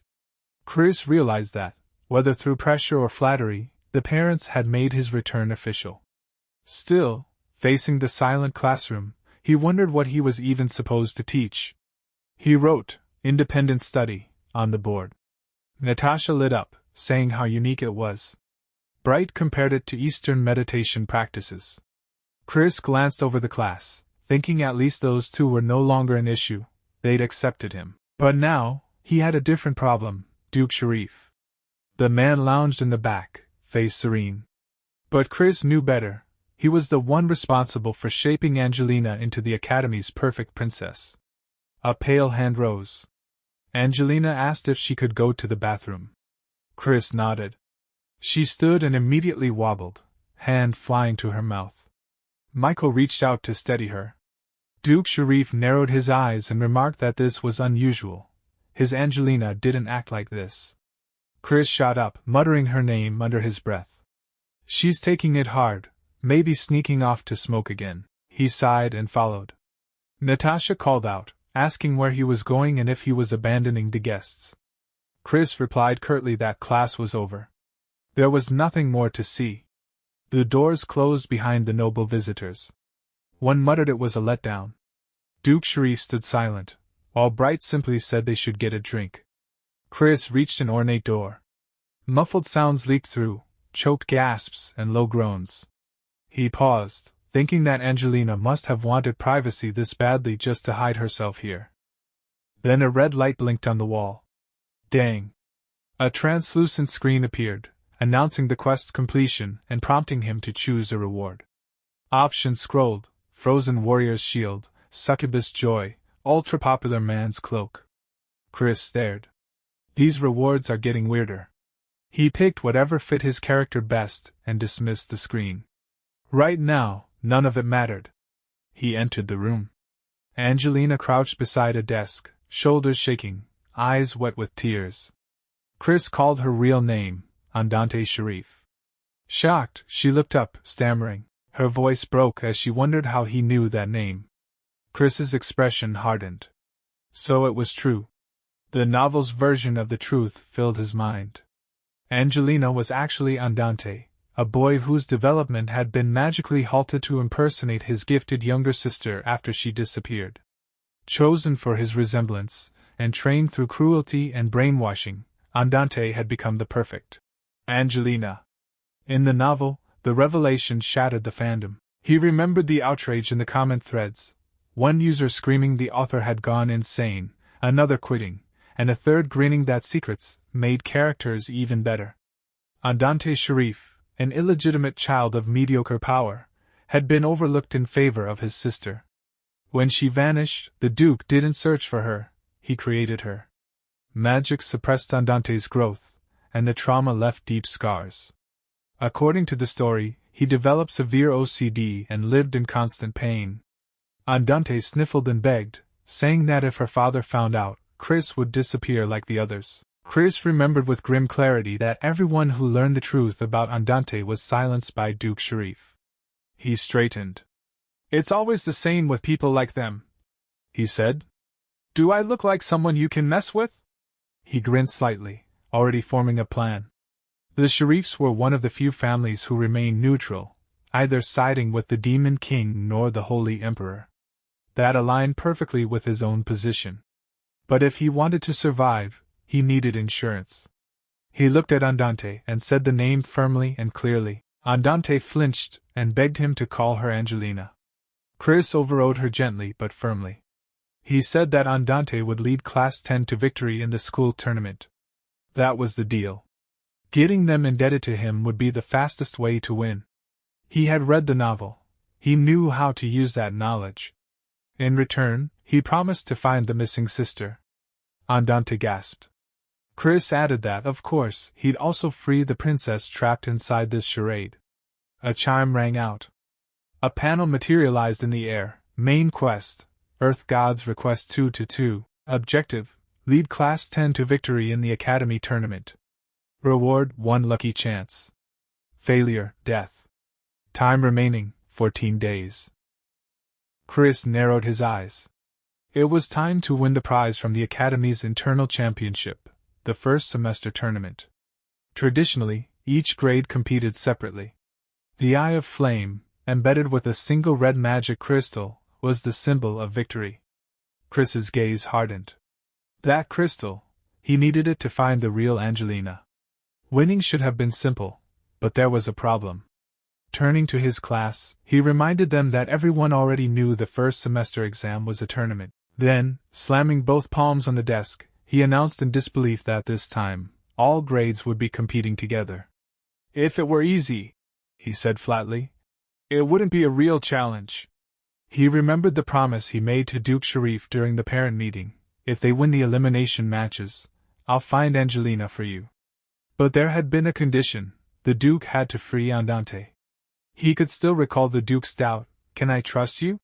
His own reply echoed in his mind: "I never make promises I don't intend to keep." Outwardly, Chris was calm. Inwardly, that calm had already shattered. He had assumed they'd only face opponents from their own year. That assumption was gone now. Na spoke up honestly, saying that while he had some skill, defeating upperclassmen was unrealistic. Michael, however, clenched his fists and declared that they would give everything, if it meant fulfilling their teacher's wish. Chris's voice was resolute. "There's no turning back." Angelina followed with equal resolve. "Then we win. There's no other choice." From a distance, Chris watched in silence. He could see how desperate Andante was, pushing himself because of what was at stake. Yet one question haunted him: could he really turn these students into champions in such little time? He frowned. Something felt wrong. Around this time, Dolce should have been her usual annoying self, but she'd been silent. Nika noticed too and called out to her, asking her to calm Angelina down. When no response came, he asked if she was feeling unwell. Then Dolce finally spoke. Her voice trembled as she said that every year, around this season, a ghost appeared at the academy. Nika furrowed his brow. "What are you talking about?" Dolce continued, saying there were stories of students who had died during past tournaments. Chris's expression darkened. Damn it. If Dolce was talking about ghosts, that could only mean one thing: the twins were in danger. The sky turned gray and heavy. Days later, the training field stood drenched in rain, statues cold and silent beneath the storm. Nika collapsed to his knees, gasping for breath. "I can't. I need a break." Angelina's voice was sharp and frozen. "You haven't even reached 1,000 repetitions." Belle groaned. "This training's insane, and Dolce hasn't even shown up for days." "Get up," Angelina ordered, her tone crisp and commanding. "Dolce's absence has nothing to do with your effort." Chris stood off to the side, brows furrowed. Dolce missing training? That didn't sit right. They needed a full team of 7 for the tournament. He couldn't afford any gaps. He tapped his fingers against the window frame, calculating how few members remained. If something had happened to the twins, this could break them. He recalled seeing the younger twin near the inner courtyard recently, wondering, as if searching for something. Rain fell hard over the stones. A fragile voice called out into the downpour. Dolce stood beneath a tree, hair-soaked, body trembling. Her voice cracked as she whispered into the storm. "Bana, where are you?" Then louder, sobbing. "Bana!" From the shadows, Chris watched silently, his gaze sharpening. So, the rumors were true. Gabbana Arclight, Dolce's twin sister, hadn't simply disappeared. She had vanished without a trace. The Arclight twins, 2 of the most promising mages of their generation. Gabbana, the elder, had been declared dead 5 years ago. But Chris could see now that her soul had never truly departed. She'd stayed by Dolce's side ever since. Rain merged with Dolce's tears as she stood alone in the courtyard. Her voice was fading. "Where did you go?" The storm swallowed her words, but the despair behind them lingered. Chris narrowed his eyes. Most of his students carried wounds they never spoke of, ghosts from their pasts. He knew he'd have to face those ghosts one by one. He stepped forward, gripping Dolce's arm without hesitation. His voice was cold, stripped of sympathy. "Explain." Dolce looked up, face streaked with tears and rain. A fragile smile curved her lips. "Didn't think you'd skip training to find me. I didn't know you cared." Chris's expression didn't change. "Don't get the wrong idea. This isn't about you." She sank to her knees, rain running down her cheeks like melted sorrow. "If not me, then what?" His next words stunned her. "Where did you lose Gabbana's soul stone?" Dolce's eyes widened, then softened into a small, rueful smile. "Impressive. I always knew my teacher was strange, but I didn't expect you to sense it." Chris didn't answer. In truth, he couldn't sense a thing. He only knew because of his past life, the original story. In that tale, Dolce had been the one who found the protagonist and revealed everything. Before Gabbana's death, she had sealed her sister's soul inside a high-grade magic crystal. It allowed Gabbana's spirit to remain tethered to the world, but at a cost. Gabbana couldn't stray far from Dolce, and was invisible to others. Losing that stone meant losing her all over again. Dolce's voice dropped to a whisper. When I woke up this morning, she was gone. I searched everywhere. Without her, my magic is halved. I'm barely holding together. Chris closed his eyes. Part of him wanted to give her rest, but that luxury didn't exist anymore. The only solution, he said quietly, is to end the threat fast. Follow me. On the map, a faint red mark pulsed, the last place Dolce had visited. To Chris, that glow meant one thing: danger. The soul stone hadn't just vanished. It had been consumed. Chris's lips curled into a cold smile. Whatever devoured it, he thought, will make excellent training. At the murky pond, Nika grumbled. Why are we wasting time out here? This place gives me the creeps, like something's waiting to snatch our souls. Stop with the superstitions, Angelina snapped. Belle glanced at Dolce. You okay? Dolce's face had gone pale. Her shoulders trembled. She already knew what awaited them. Chris stepped to the water's edge. Everyone ready? The pond exploded. Water surged high as a massive reptilian creature burst from the depths, shrieking with an air-splitting cry. Its scaled, bloated body twisted unnaturally, and black acid spilled from its jaws, hissing against stone. The rocks are melting, Nika shouted. Angelina took command instantly. Its breath is acidic, long-range magic only. Nika, Belle, maintain the barrier. But Dolce didn't move. Chris noticed. This was her moment, perfect for a twin water mage. Yet she stood frozen. He found his voice, cutting through the chaos. Dolce! Are you planning to run away again? Her breath caught. The memory hit, that day in tactical class when she'd stood by, doing nothing. But this wasn't a drill. This was real. The monster reared its head, and from its throat came a warped, broken word. Dolce's blood froze. That voice was hers. The truth struck like lightning. The creature before her had swallowed Gabbana's soul. The enemy wasn't a stranger, it was the last piece of her sister. Rain poured as Dolce faced the beast. Everyone said Gabbana was undead. She whispered once to Michael. That she'd turn into a monster. But she was human. Always human. The magic tower had tried to seize her soul stone for research. That was why Dolce fled here. Chris's voice, cold as the storm, echoed behind her. The rumors weren't entirely false. But remember this, the monster before you isn't your sister. Gabbana was human. And if she could wield magic, what else could she be? Dolce trembled, tears mixing with rain. You're cruel, teacher. I always wanted to hear those words, but did you have to say them now? Water spiraled around her. She stepped forward, eyes blazing. I'm sorry for dragging you all into this. But I'll repay you. With a wave of her hand, a torrent of water roared forward, blasting the beast apart. Chris watched the creature crumble. No doubt, he said. The match is ours. The next morning, sunlight streamed through the window. Chris lounged on the couch, remarking that the monster hunt had probably boosted their chances in the tournament. The students had struggled, but they'd brought it down. He noted the creature carried refined magic stones, likely the work of that bandaged man. He'd confiscated the stones, handed them out, and told the students to eat up. Risky, but worth it. Still, he warned them to stay sharp.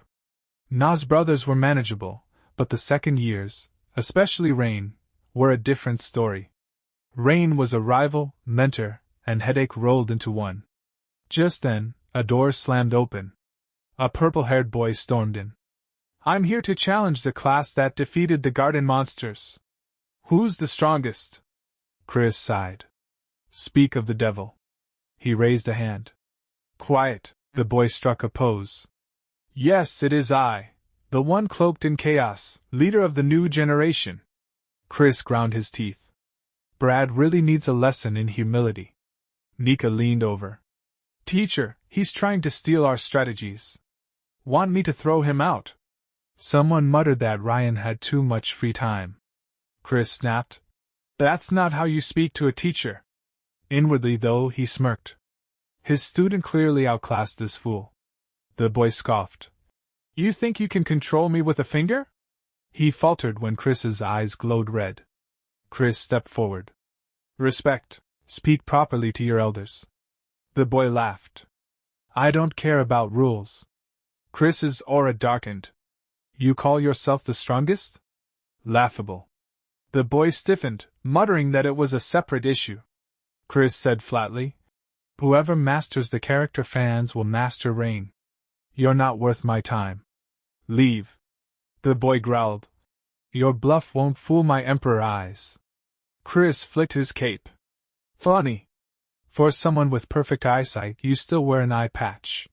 He activated his system, super popular guy's cape equipped, illusion of radiant light, active halo effect LV.10, MP drain, 100 per second.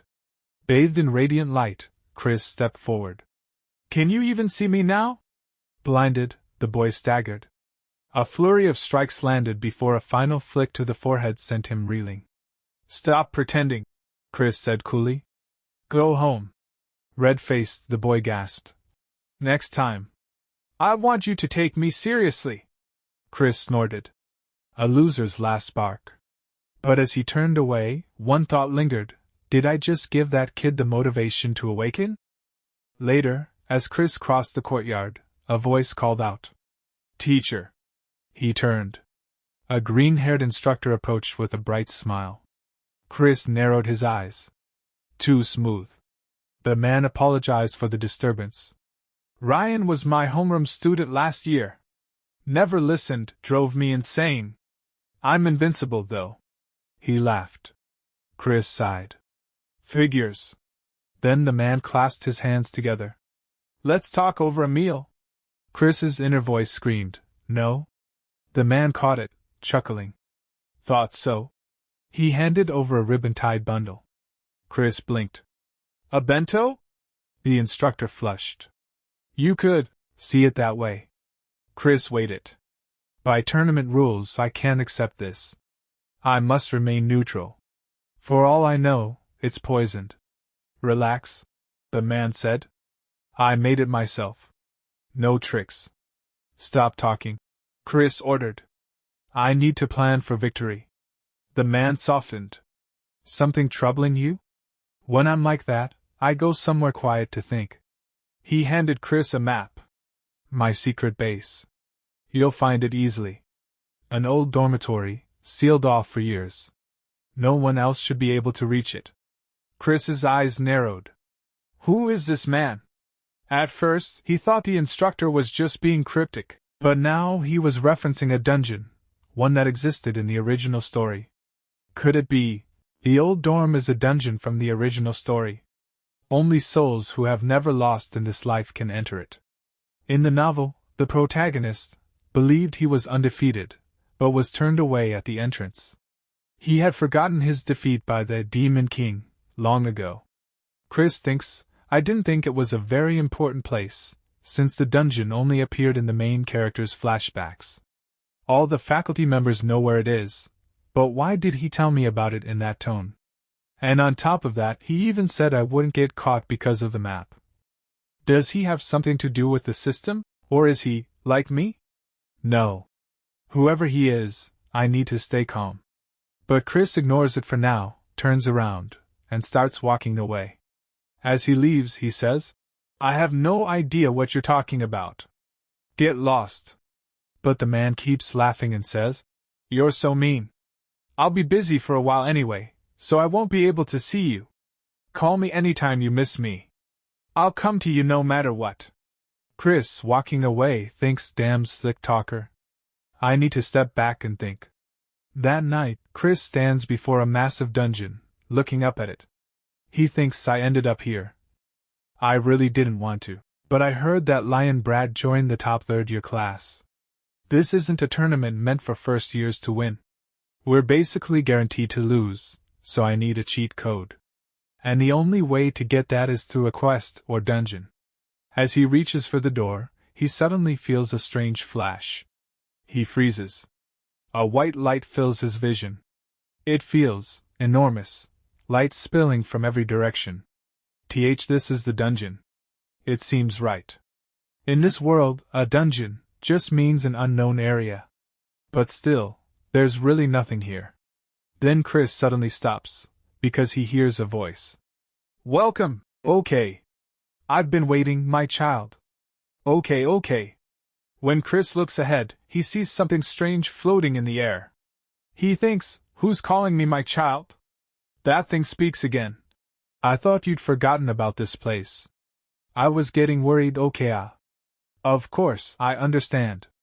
Your memory isn't perfect, after all. Okay. I can finally help you, okay. In front of Chris is a monkey-like creature. It looks like a toy, but it's clearly part of the story. Chris stares and says, That's the monkey keyring? He says to it, Wait. Hold on. Monkey, sir, tell me what's going on first.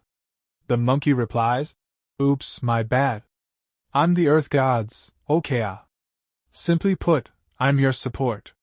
Okay. Chris thinks there was a word I couldn't hear. But if it's related to the Earth God, just then, a system notification pops up. Main quest, Earth God's request. Chris glares at the monkey, making it flinch. He thinks, is this thing the reason behind all the problems I've been running into? The monkey trembles and says, Why do you look so scary? See, calm down and hear me out. Okay. This happens all the time in fantasy novels. You know, when you meet the Supreme Being. Okay. Chris says flatly. Get to the point. The monkey says, I'd like to explain everything, but that's impossible. The Earth God is on the receiving end of, okay. But if you fail, then it'll complicate things. Okay, Chris thinks those words I can't hear. Is it because I'm a human inside this novel and can't handle it? The monkey says, I had to use a loophole just to meet you like this. Okay. I wanted to help you. You weren't given enough abilities, don't you think? If you're in a pickle, I can use to make it happen. Okay. Chris says. So you're saying you'll grant me a wish? The monkey nods. As soon as Chris hears that, his eyes light up. He's overjoyed inside and exclaims, Oh, Earth God, so you are real. Thank you. Then he says, Then magic. Let me use magic, but the monkey says, Except for that, okay. There's nothing I can do about illegal players. Okay. Hearing that, Chris clenches his fists in anger and thinks, Illegal, my foot. I never asked for this. But he forces himself to calm down and asks again. Then strength. Raise my strength. The monkey refuses again. That's a little hard too, okay. It's not available in, okay. Chris grows furious. His eyes blaze like a starving tiger's as he glares at the monkey. He says coldly, Are you kidding me right now? Then what? The monkey panics, waving its hands. Stop looking at me like that. Okay. Chris says. Then can you at least give me an item to help with this quest? The monkey thinks for a moment, and then says, You mean so your class can win the tournament, okay? You've beaten the minimum number of monsters needed, so it's not impossible. Okay. Chris nods. Then give me something that can be used for the longest possible time. Suddenly, light bursts from the monkey's body. Chris is stunned. This is all just to give me an item, right? He squints as the flash grows too bright to see. He closes his eyes and thinks, It seems like every time characters like these give me something, it ends up twisted somehow. I hope coming here was worth it. Hold on. The monkey said I forgot this place. But it waited, believing I'd come eventually. Chris suddenly asks, Do you know Professor Eugene? Who is he? The monkey blinks in surprise. Eugene, a character named Eugene, Doesn't appear and the strongest demon king hero raises hell, okay. Chris is shocked. Before the monkey can say more, time suddenly skips forward. And Chris finds himself at the tournament. His students are cheering. Professor! Didn't I tell you? I told you we'd win. It's all thanks to you, Professor. Thank you so much. Chris is completely lost. What the hell just happened? Then, the system window appears again. Quest completed. You have received 1 lucky chance as a reward. Quest completed. You have received 1 lucky chance. Quest completed. You have received.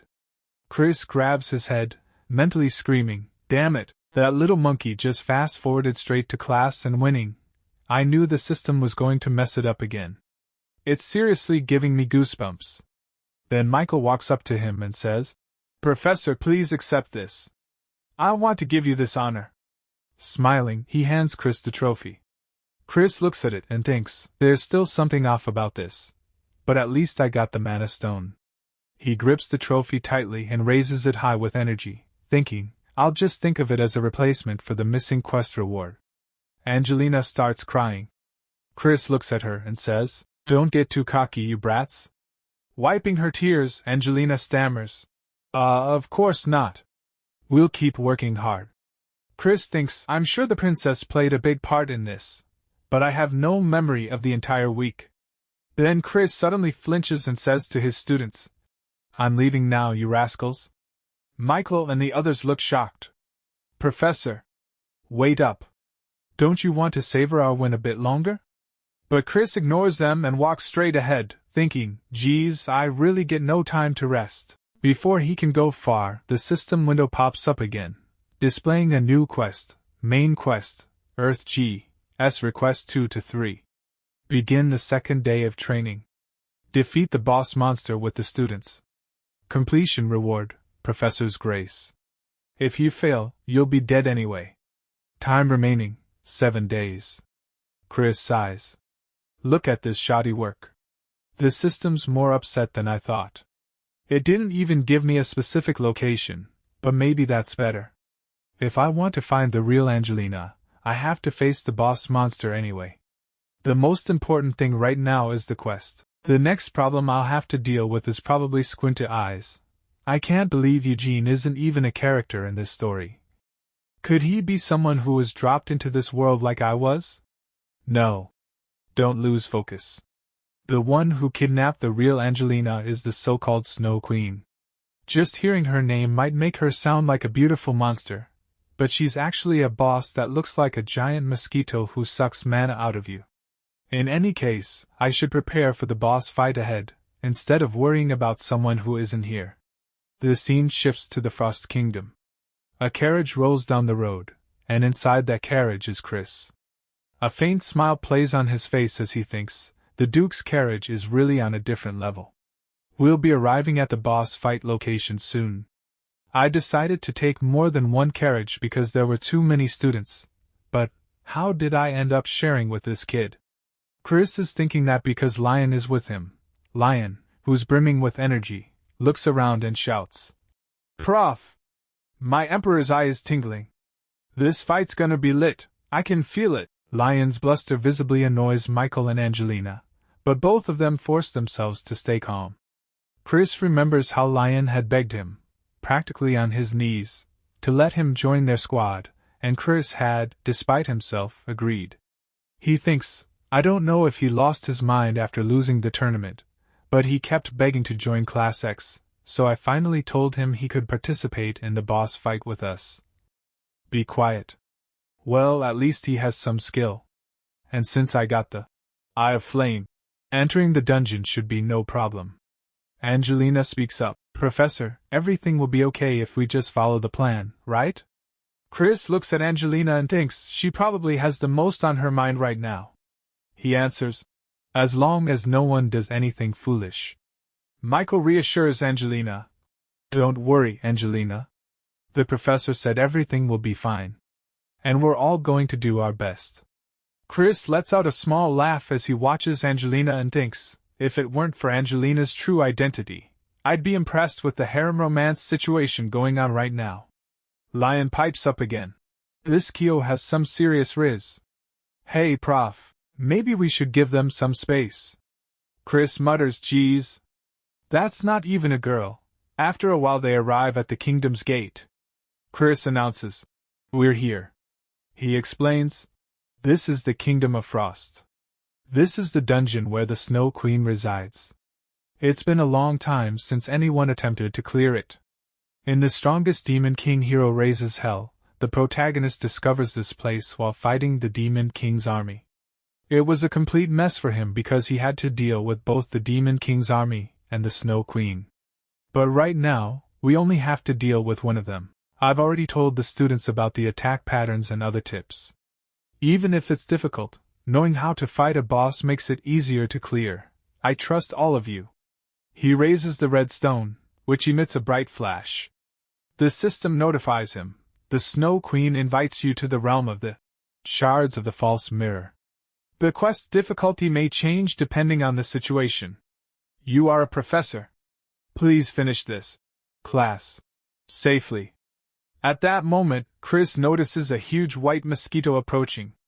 He becomes alert and thinks, seeing it in person is pretty scary, but there's no time to be nervous.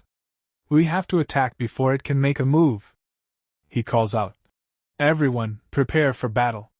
But when he looks back, he's shocked. They're not responding. Why aren't they answering? Chris realizes all the students are in terrible pain, clutching their heads and thinking of their parents. They're paralyzed. It's some kind of psychic assault. Chris is hit hard by it and swears, damn, everyone's out of it. The mirror world or whatever was a psychic attack. What do I do? It doesn't work on me, but there's no way I can fight it myself. If I want to overcome this, I need someone who can use magic. If it's someone who can't be affected by a monster's psychic attack, then, sorry, pigtails. I need to borrow this. Chris pulls out the soul stone of Dolce's sister, Gabbana, and the spirit of Gabbana awakens. It worked, he thinks, because Gabbana's spirit is now standing before him. There you are, Gabbana. Sorry for introducing myself like this, though. Gabbana, you specialize in electric magic, right? Gabbana answers yes. Chris scans the students and thinks, out of everyone here, the one who needs to wake up most, and the one who can handle a single electric blast. He points to Belle and tells Gabbana, I need you to wake someone up with a jolt, starting with her. He reflects on how the world of the strongest Demon King hero raises hell works. The more affectionate, kind, and vulnerable someone seems, the more cautious you should be. There's a reason Belle isn't good at offensive magic. Gabbana unleashes her electric attack on Belle, which snaps Belle awake. Belle blinks and sees her professor standing before her. Chris thinks it's because she can compensate for it with pure physical strength. Nika and Lion are strong, but that's just because of their magic. Chris tells Belle, you should probably hide those ears and tail. Belle is startled, touches her ears to check, and Chris thinks, but healers are the real deal, even if she's hiding her true form and power. Healers are a werewolf half-breed. Werewolves have been bred for brutality and force, but because of what they've experienced, healers despise violence. That's why they've become obsessively kind, and why they're the ultimate weapon to use at the last moment. He asks Belle, Frisia, can you dispel this magic? Belle steels herself and replies she'll try her best. Chris thinks, of course, I'll need to avoid using her until absolutely necessary. His attention snaps back to the mosquito, which is moving back toward the kingdom. Chris sees an icy shadow frozen in the ice on a mountainside, and when he looks closely, he realizes it's Angelina's twin sister. This is who I was searching for, he realizes. The mosquito carries that frozen block of ice downward. Chris says aloud, is that why it was just watching? Because it didn't have enough mana? I need to deal with it before it starts draining Angelina. He looks to Belle and asks, Belle, are you done? Belle says, almost. But the last one. Chris's eyes go to Michael, who's suffering badly. He thinks, of course, the main character. I guess it's not an ordinary nightmare. I should have expected that. Out of everyone here, he has the darkest past. It's probably not a good idea to let him go berserk again. Especially since he has the skills we need for this fight, Chris tells Belle. Belle Frisia. Prepare a mind link spell. I'll bring him back myself. Belle hesitates, panicked. Professor, are you serious? If anything goes wrong, you could be imprisoned forever, too. Chris considers, really? The main character used it all the time in the story, so I thought it was okay. But I can't back out now, he says firmly. In case you forgot, all of you are still in training. And I'm your professor. The leader must always take responsibility. If anything happens, you can just cut the connection and pull me out, can't you? I think you're capable of that much. Those words bolster Belle's confidence. With newfound determination, she replies, Okay, Professor. I'll manage it somehow. I'll make sure you get out safely, so don't worry. Chris smiles at her and straightens his hair. So you finally understand. Then hurry up before the rest of these kids die. Now then, shall I try lowering the difficulty? Then Bella begins her work, and she starts sending Chris into Michael's nightmare. The system's voice echoes in Chris's mind. You are entering Michael's psyche. Warning! Unauthorized access. You have not been invited. The world is hostile to you. Warning! Unable to locate your data in the world. Perception range is limited. Chris now arrives inside Michael's nightmare. He looks around and thinks. Even without the warning, I can tell just by looking. It feels like I'm in some kind of unfinished game. If this place is filled with his trauma, then this must be the village he grew up in as a child. He recalls the main character's past in the original story. His father, the Demon King, killed his human mother. No one came to help, so he went berserk and burned down the entire village. That incident happened at his own house, so let's see, is that the elm tree from the flashback in the novel? Thinking this, Chris walks toward Michael's house, opens the door, and looks inside.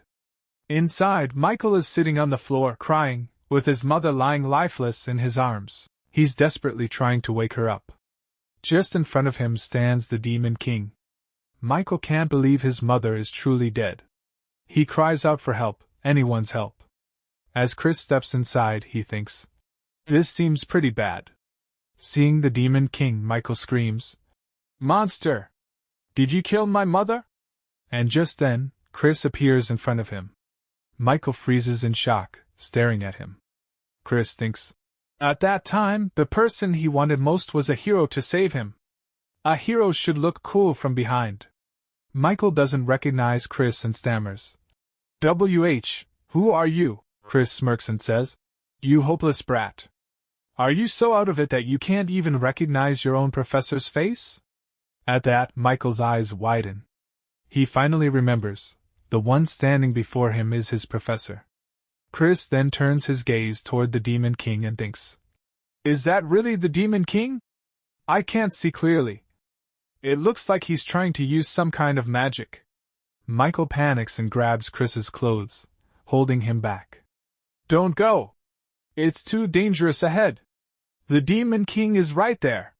Run away while you can. But Chris looks down at him calmly and says, Michael Fwishin. Why should I run? Michael, still trembling, replies, that monster. He killed my mother. He'll kill you too. Chris gives a faint smile. You're the one who asked for my help. Just watch carefully. He faces the Demon King and thinks, this is a world where Michael's subconscious rules. In other words, if he's always thought of me as the strongest. The Demon King roars and punches toward Chris. Chris stretches out his hand to block it, thinking, then that means I'm definitely OP here. A violent shockwave bursts out from the Demon King's punch, forcing Michael to squeeze his eyes shut. Then, a voice rings out. I thought I told you to watch carefully, you weakling. Michael opens his eyes. Before him stands Chris, having stopped the Demon King's massive punch, with just a single finger. Michael is utterly stunned. The professor blocked his fist with just her finger. That's the same fist that hurt my mother and destroyed the village. He thinks. Right, she was always someone who easily broke the rules of the world. That's why I always wished she'd be here. Chris says. You weren't waking up just because you were scared of a loser like this? You must think you've got all the time in the world, huh? The Demon King growls and increases his pressure, but Chris still effortlessly holds him back with one finger. She looks at Michael and says, Michael, I don't know what this thing is, or what's up with you. And honestly, I don't really care. But there's one thing I do know. Then Chris grips the Demon King's fist tightly, twists it, and throws the monster across the ground. The demon crashes and falls. Michael stares in disbelief as Chris turns to him and says, This isn't where you belong. So get a grip. You're just embarrassing yourself. Hearing that, Michael looks back toward the Demon King, who's now fading away into nothing. He thinks, she's right. I've grown since this moment. I don't have time to waste trapped in childhood memories. I need to learn from my professor and get better. But, then he says softly, Professor, do you even need someone like me? Chris hears him and thinks, I can't even handle psychic attacks. Is it worth it for her to spend so much effort on me, when I can't even control my power? Michael continues, You came after me this time because you're a kind person, but... Chris interrupts him with a laugh. A kind person? You're funny.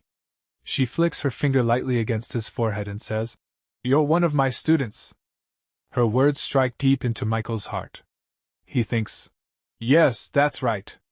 As long as I'm her student, she'll accept me and guide me. That's enough. Let's go back. Outside, Bella is trying to wake both Chris and Michael. Professor! Michael! Are you okay? Chris stirs awake, opening her eyes. Michael wakes up moments later. Chris looks at him and says, What do you think you're doing, Michael? You're up now, so it's time to train. Hearing that, Michael's determination reignites. Yes, he says. Now all the students are fighting together against the giant white mosquito. Angelina and Dolce launch their attacks in sync, but the mosquito retaliates fiercely, knocking them both down. Angelina grits her teeth and thinks, Damn, we're the same element, so I'm just wasting my mana. But if I can just hold out a little longer, I can save Angelina. Just then, she sees someone approach. It's Michael. He apologizes to his teammates for being late, then prepares his fire magic. He thinks, I won't be shackled by the past so easily from now on. He unleashes his fire magic at the massive mosquito, setting it ablaze. I'm going to be a student who doesn't disappoint my professor. A huge explosion follows, and the mosquito is finally destroyed. Chris watches all of this carefully, a small smile appearing on her face. She thinks, I think I might have just gotten more involved. Is it because I'm too good at role-playing? Then, the system chimes in. Quest completed. You have received Professor's Grace as a reward. After rescuing Angelina, everyone leaves the Frost Kingdom and heads back toward their academy, traveling by horse carriage. Inside the carriage, Michael is fast asleep, and beside him lies Lion, both of them snoring loudly, which starts to irritate Chris. Chris thinks to himself, Look at them, sleeping like babies. Lion didn't even do anything and now he's snoring.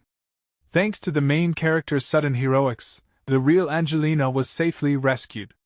Thankfully, she was still breathing, so I fed her the remaining mana stone, and sent them both to House Seraph. He sighs and continues thinking. Well, now that the quest is complete, let's check my reward. What the heck is Professor's Grace?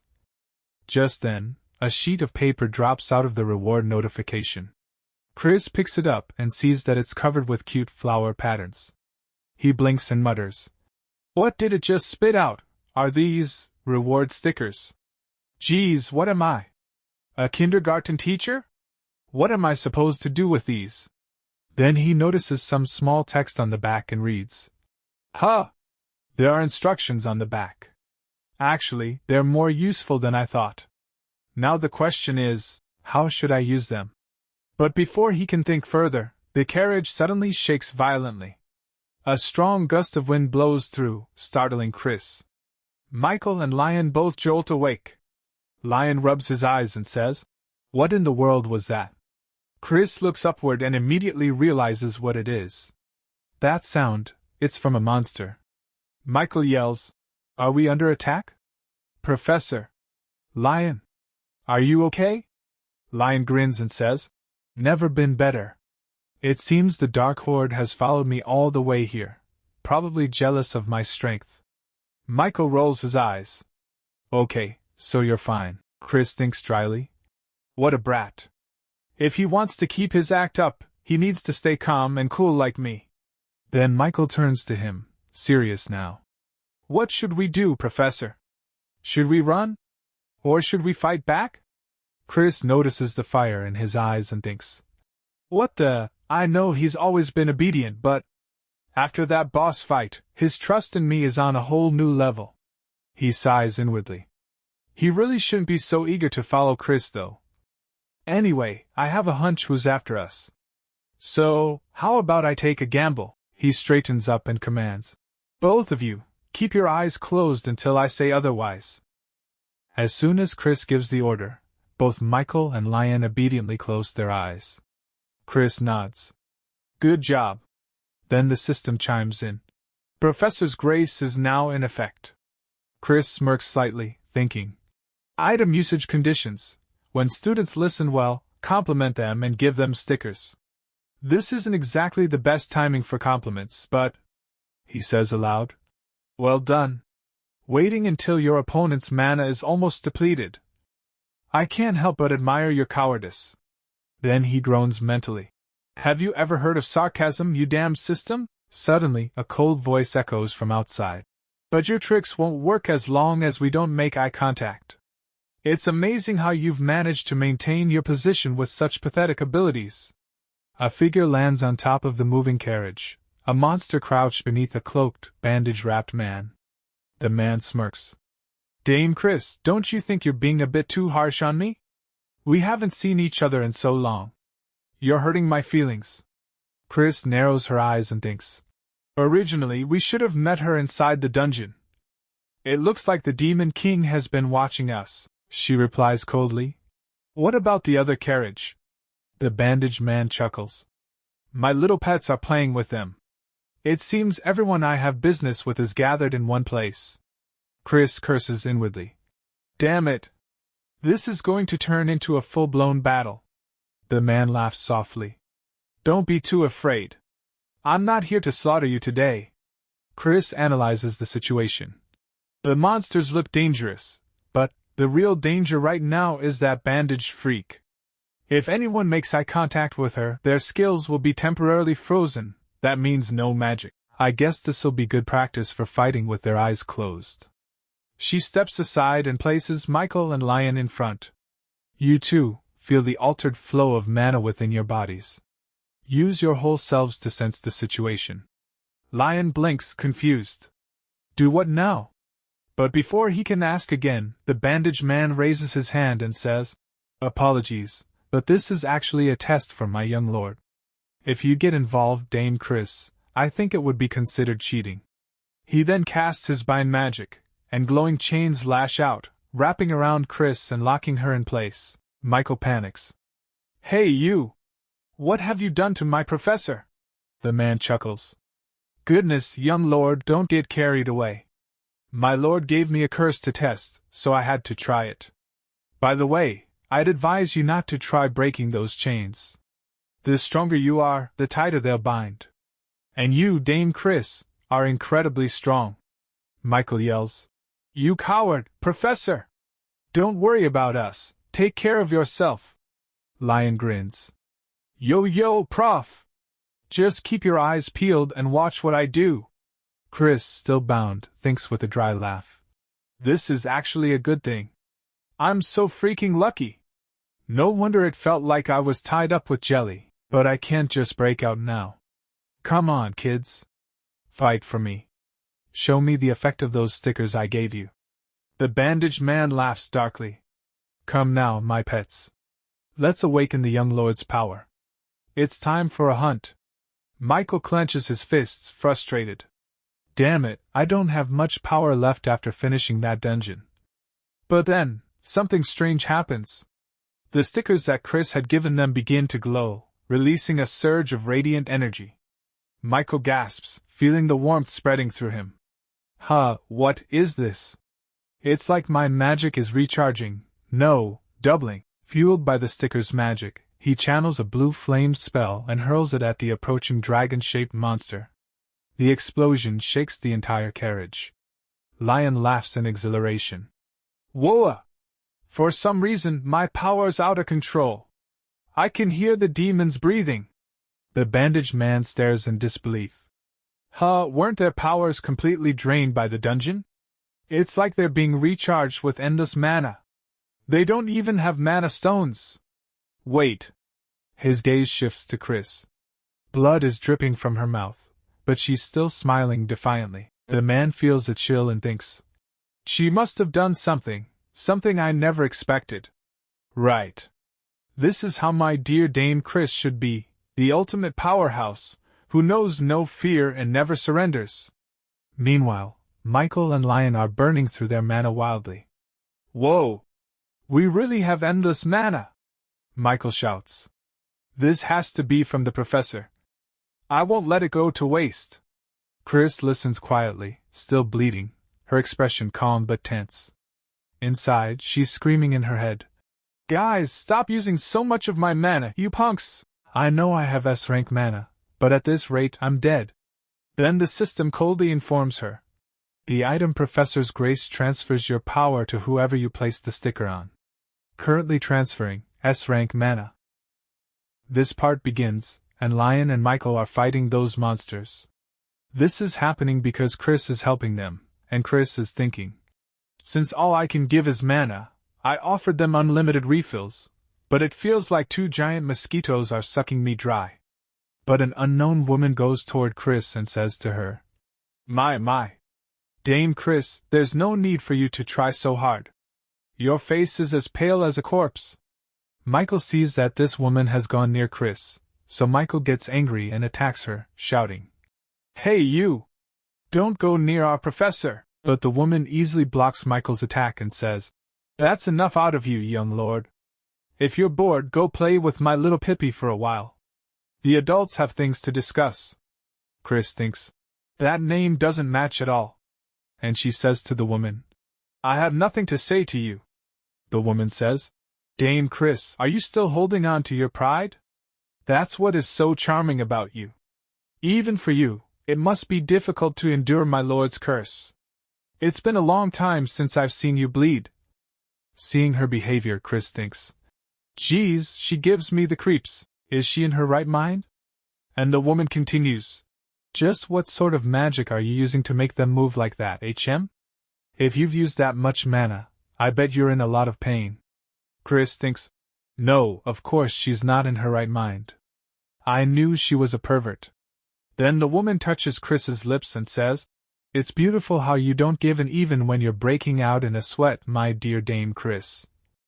Chris thinks, I'm only sweating because you're such a creep.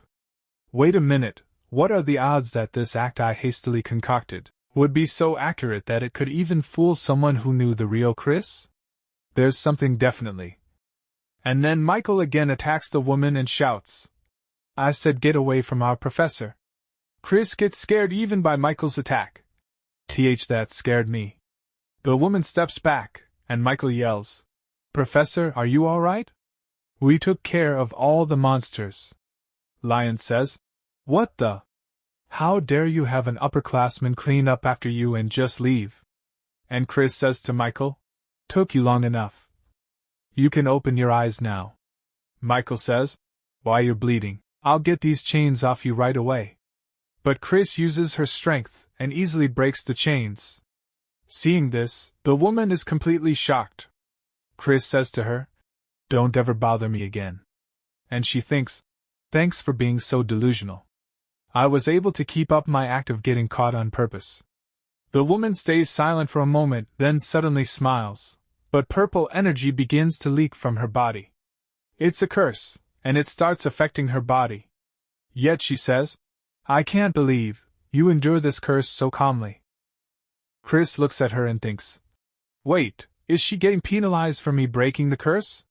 Right, it is the Demon King's curse, so of course there's some harm to the user. Even with the curse, the woman starts laughing loudly and shouts, "Dame Chris, watch me accept all of the pain you endured." Chris gets frustrated and thinks, "You freak! Keep that to yourself." Then Chris says to her two students, "Michael, Lion, we're leaving." Michael says, "Yes, Professor, wait up." Lion says, "Yo, you perverted bandage freak. I'm only letting you off the hook for my prof's sake." A few days later, today, all the academy students are extremely shocked because a very handsome student has arrived at the academy. Everyone looks at him and is stunned. The students start saying, "Wow! He's really handsome. Who is he? Was there someone like that at our school?" Then that student opens the door to Class X, and all the students look toward the door. Michael is completely shocked. Dolce looks at the student, and seeing him, she comments, "Is that Angelina? Did you cut your hair? And you got so tall." And this is Angelina, or rather, Andante. He looks at his friends and says, "Hey guys," Dolce says, "I heard the gist of what happened, but I guess he really is a man." Michael says, "What? Am I the only one who didn't know? The professor mentioned it, remember? I guess you were asleep." Dolce says, "Honestly, I've been exhausted ever since the dungeon." Chris looks at Andante and thinks, "Wow, he really is handsome though." After Angelina returned from the dungeon, the Duke lifted the growth stunting spell. Once the real Angelina recovers, she'll come to the academy, and for now, the princess has gone back to being Andante. Seeing it in real life feels different than reading about it. Dolce says, "Anyway, the more important question is, what are you going to do about this commotion your good looks are causing? It's only because Angelina is going around telling everyone that we're related." Outside the classroom windows, many girls have gathered to see Andante, and Chris notices them but doesn't comment. She only thinks, "I see. It sounds like Angelina wants to put all the attention on her brother. Still, this is a bit over the top." Seeing all those girls, Andante holds his head and lets out a deep sigh. Then he says, "Anyway, I'm sorry if it's distracting. I'll talk to them later." Dolce says, "Whoa, why have you gotten so nice? I guess it's not just your body that's grown. I'm so proud of you." But then, the classroom door opens, and a large group of girls rush in, shouting Andante's name. "Andante! Over here! You remember me, right, Andante?" And Andante panics completely.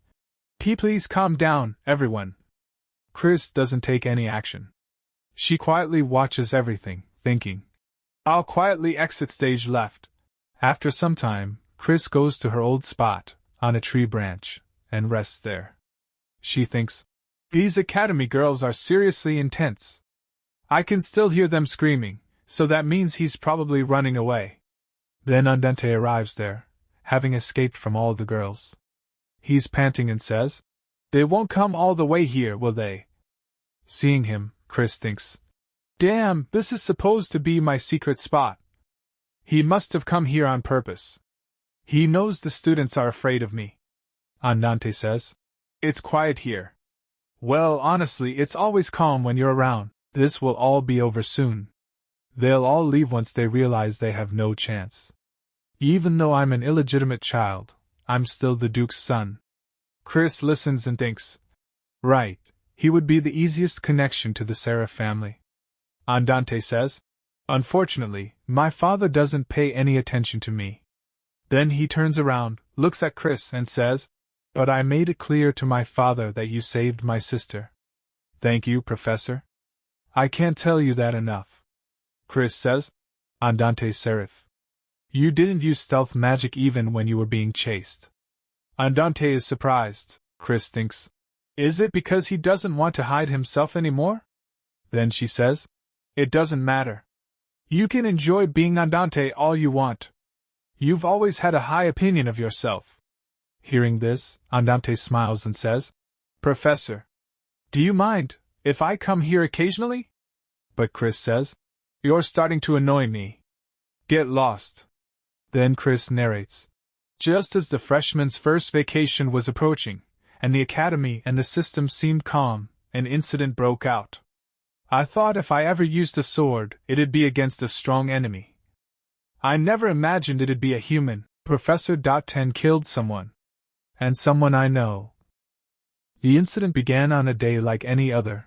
After class had ended, Chris had forgotten something, and she was going to get it. She says, "Damn. I left my book in the classroom. An illustrated guide to magic for kids. I only started reading it because I was getting bored doing nothing during self-guided study time. I'd be screwed if anyone found out." Then she reaches the classroom, and as soon as she opens the door and enters, she sees a bunch of letters. She says, "Luckily, it's late and no one's around." She walks forward and picks up one of the letters. It got so full, it exploded. Oh, the joys of youth. Geez, these girls, he asked them to stop, so they should back off a bit. But then black-colored dust starts rising from the letter and enters Chris's nose, and because of that she sneezes. She thinks, what's with the dust? Is there pollution even in a fantasy world like this? Anyway, now that the love letters are back in order, I should get out of here before someone shows up. My nose still itches. The next day, Chris is heading toward her class, yawning, and she thinks, another uneventful day. I haven't even got a quest in a while. It's nice to get a bit of a break, though. But when Chris opens her classroom door, she gets a huge shock. Standing right in front of her is someone who looks exactly like her. Seeing that, Chris is completely shocked. Michael and Andante also see Chris and are equally shocked, and Michael says, "Huh. There are two professors." Andante says, what's going on? Chris looks at that woman and thinks, is that the real Chris? No, calm down. I'm definitely the real Chris. Then the dot on the map. I knew it, it's red. And there's no name. It's the same thing that happened with the lizard monster. So that means, it's a monster taking on a human form. Better known as a doppelganger. In this world, there are many types of doppelganger monsters. From those that simply mimic appearances, to those that devour people and absorb their memories and personalities. I don't know what kind this one is, but I have to let the kids know it's a fake. But the fake Chris suddenly says, what a joke. Look at this monster trying to imitate me. How ridiculous. Chris gets angry, because that's her line. Nika says, so, it's a monster. I never thought a doppelganger monster would end up here. Dolce says, I don't get why it would copy our professor though. I wouldn't have done that if it were me. Chris thinks, you punks, I can't believe you're just believing it. I need to do something quick. She steps forward and says to students, you good-for-nothings, no matter how dumb you all are, I thought you'd be able to tell the difference between a monster and a human. But I guess not. Then Chris tells the students, this is the last test of the semester. Choose the real one. Those who don't answer correctly will not return next semester. And the system gives Chris a new main quest, Earth Gods Request 2-4. They say that if you meet a doppelganger, one version of you dies. Take care of it before the process is completed. Completion reward, short-haired doll. If failed, lose your spot to that imposter. Time remaining 3 hours. Chris says, first, close and block the front and back doors. She thinks, we need to make sure Andante's fans don't find out and spread rumors. Sorry kids, if I could use magic, I'd reveal the truth right away, but it looks like you'll have to do some of the work that I can't. Michael says, how dare you do this to our professor, I'll kill you. Dark energy bursts out from Michael's body, and Chris gets nervous. She thinks, you don't mean me, right? A little later, class discussion begins. Nika says, no one noticed anything off until B came in. Don't you think that's because A is the real one? Explanation appears. Group A, the real Chris is the one who was in the classroom from the beginning. Group B, the real Chris is the one who came in later. Michael says, it's so obvious that A is the monster and B is our professor. What in the world is making you think our professor is that monster? Andante looks at both Chris's and says, I kind of agree with him. I don't know why, but A seems a bit awkward, and B seems completely uninterested in us. Isn't that how our professor usually is? Michael and Nika start fighting about which one is real. Dolce smiles watching them and says, instead of arguing amongst ourselves, why don't we just ask them? We can ask questions that only the real one can answer. I'm sure you've all been curious about our professor, right? Why don't we use this opportunity to get a little info? Dolce thinks. I think Michael will have some especially fun questions. Nika likes the idea and agrees. He says, okay then, excuse me, Professor A. What do you think about us students? The fake Chris thinks a bit, then answers. There's no reason for me to dislike you. You're just you. Hearing that, Chris is shocked and curses inside. What? You bastard! It's imitating me pretty well. She thinks. It looks like the dust I inhaled yesterday was mimic spores. The quest window said to deal with it before it was completed. Mimic spores usually split in two, one half enters a human body and drains their mana, and the other half uses that mana to grow into a mushroom that mimics humans. The problem is, if I attack them before they come back together, they'll regenerate infinitely. If I'd known I'd have to break character like this, I would have just killed them all before. Just like Michael did, in the original story, Nika says. I knew our professor was just pretending to not care about us. The fake Chris says. Think whatever you want. Chris thinks. Damn! It's totally copying me by being tough but caring. Michael looks at Chris and says, what about you, Professor B? Chris says, it's not worth answering. Michael says, I see. Then I'll ask the next question. Professor, there's a place I'd like to go with you. Do you have any plans for the break? Chris is stunned. She thinks, what the heck is up with these questions? The fake Chris answers, I don't. I'm still thinking about where to go. I've always been like that. I never know where I'm going. Hearing this, the real Chris is even more shocked. She thinks, hold on, this thing isn't just copying my character. It's saying stuff that I feel deep down. Not as Chris, but as my true self. The fake Chris continues, there are times when I question what I'm doing. Chris thinks, this is so embarrassing. It's hard to hear my true feelings being said by someone else. The fake Chris says, at times like this, I wish you were here. Chris's eyes widen. What? What does that mean? I've never really relied on anyone, so who is it talking about? Even when I lived in Korea, I mostly handled things on my own. Are these just my doppelganger's thoughts? Is it a mistake? But something feels off. Like when I met that monkey. The fake Chris says, I wish you'd guide me like you always did. And right then, Eugene enters, smashing the door open. He says, geez, how'd this break? Sorry about that. I knocked, but there was no answer, so I just gave it a slight push. Then he looks at Chris and smiles. It's been a while, Miss Chris. And, who do we have here? Eugene enters the class, and he sees two Chris standing in front of him, and one of them is a fake Chris. But when Chris sees Eugene, she becomes completely shocked, and she is thinking, what the? This is very strange timing. It's almost like something is telling me that I shouldn't listen to this doppelganger anymore. Or do I just feel like this because the one who showed up was that guy?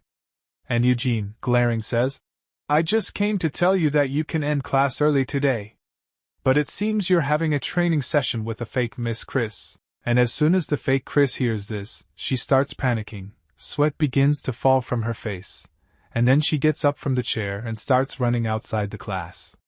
Chris sees this and becomes shocked, and she quickly stands up and starts thinking. Is she running away because she feels threatened? I have to go after her.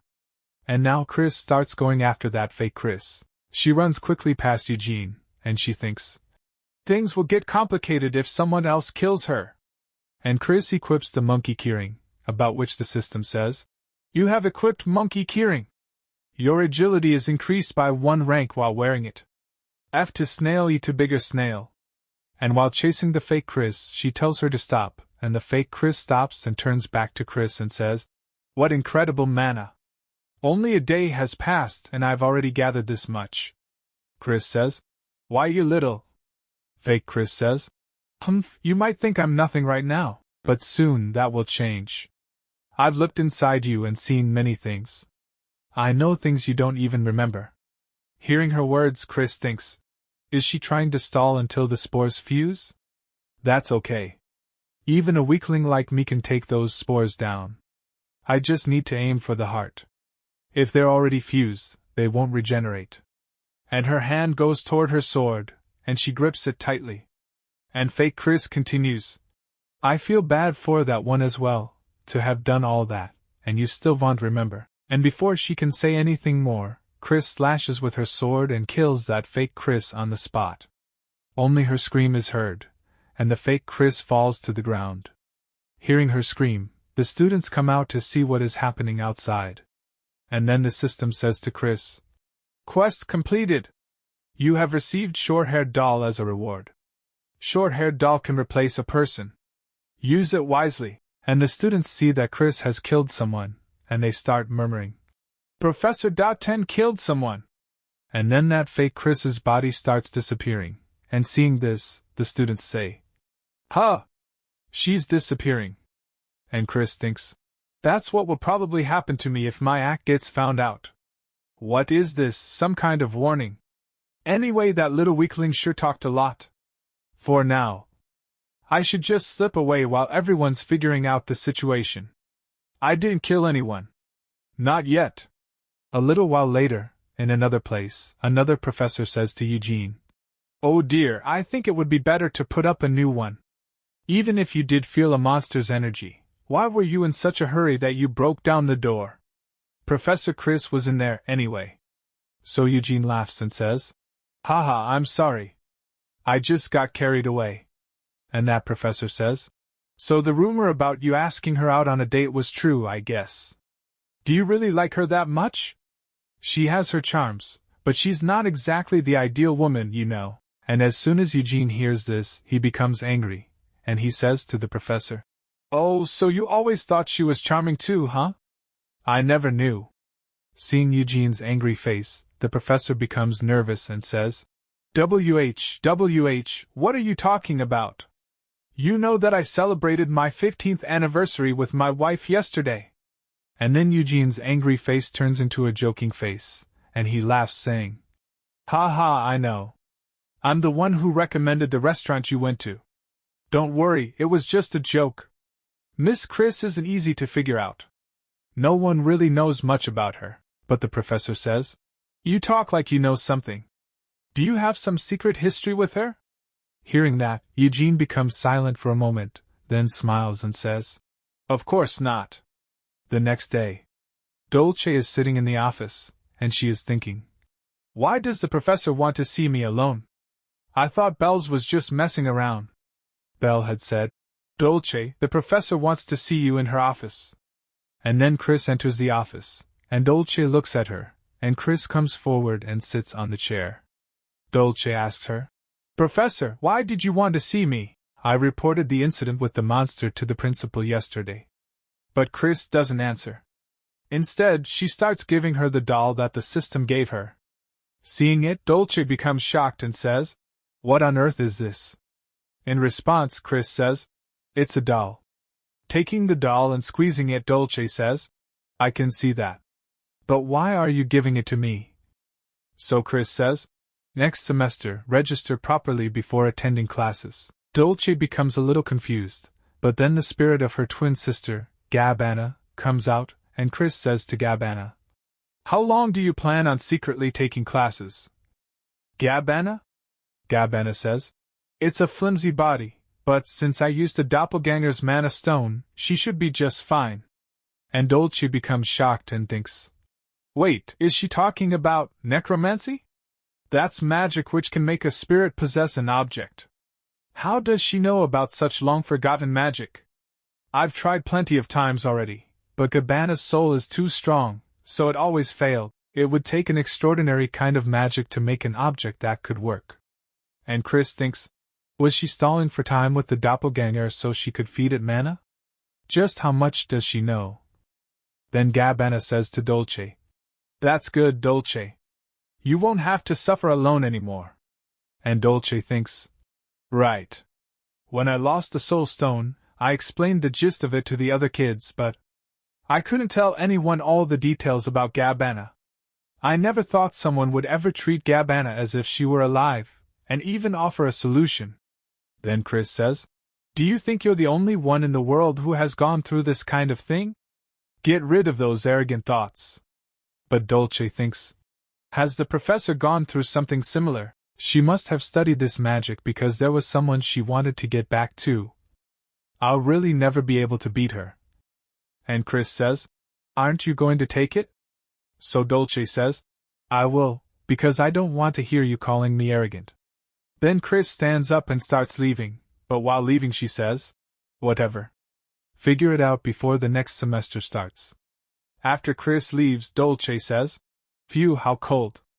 But, thank you, Professor." On the other side, Chris comes out of the office, and she is calm, but inside she is saying, "Honestly, even though it was a one-time use item, I could have used it as a shield. I agonized over whether to give it to her or not. But Gabbana is a member of Class X, and in the long run, it'll be beneficial for me. But seeing how emotional Pigtails was, I feel a little bad. Oh well. With her talent, she'll probably figure it out before the vacation is over.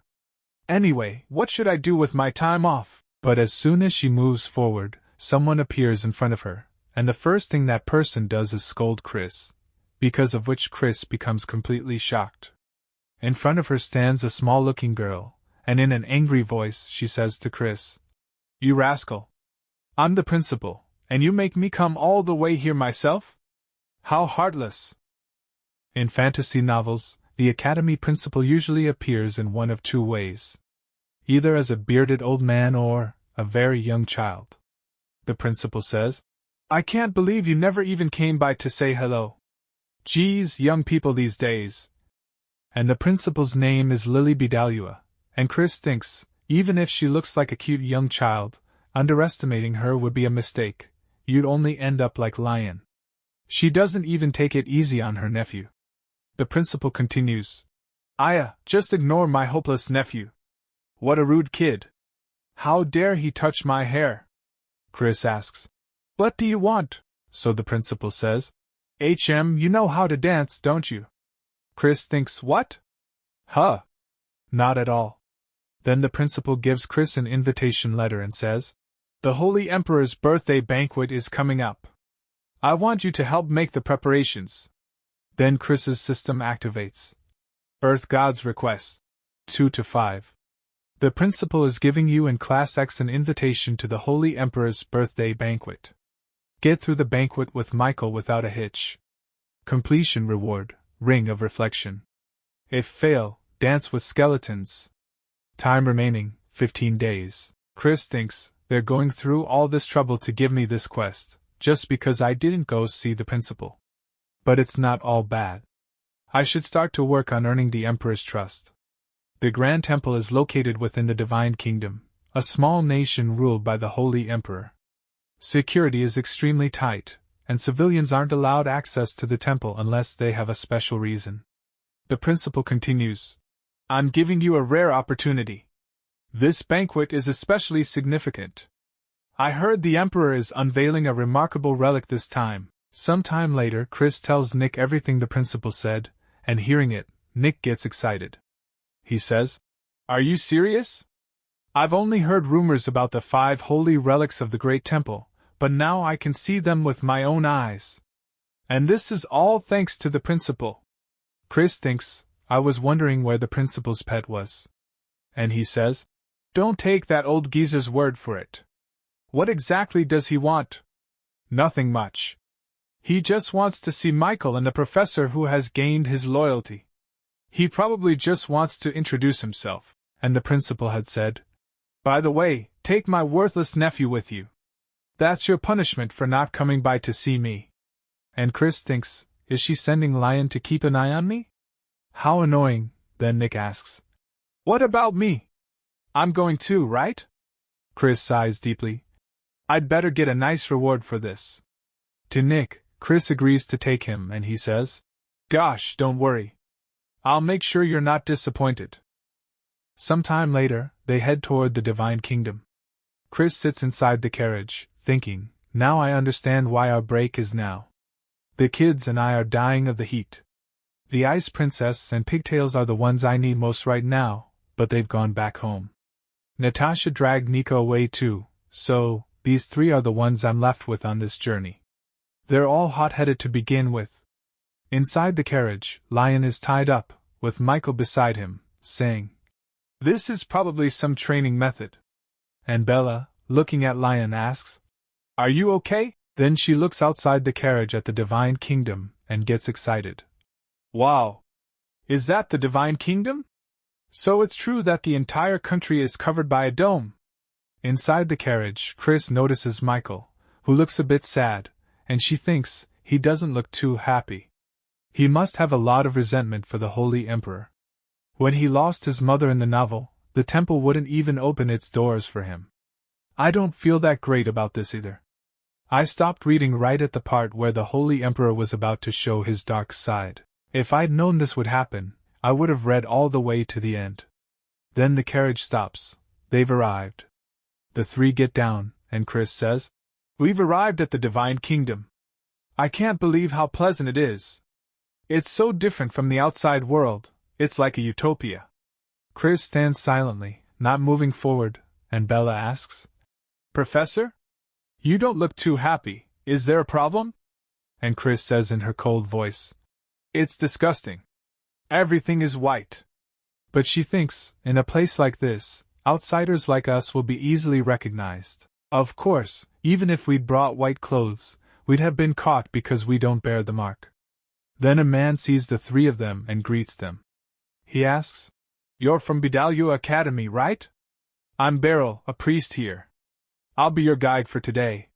He shows the mark on his hand and says, "Outsiders don't have the divine mark that is given to people of our city, so you must be accompanied by a priest like me. The place you'll be staying at is right this way. Please follow me." He takes all four inside. Everything is shining, the whole castle is sparkling. He says, "You can rest in your rooms here until the banquet tomorrow. If you need to leave your room, please ring this bell and I will come to assist you." The three are shocked at the beauty, but Chris isn't that impressed. They head to their rooms.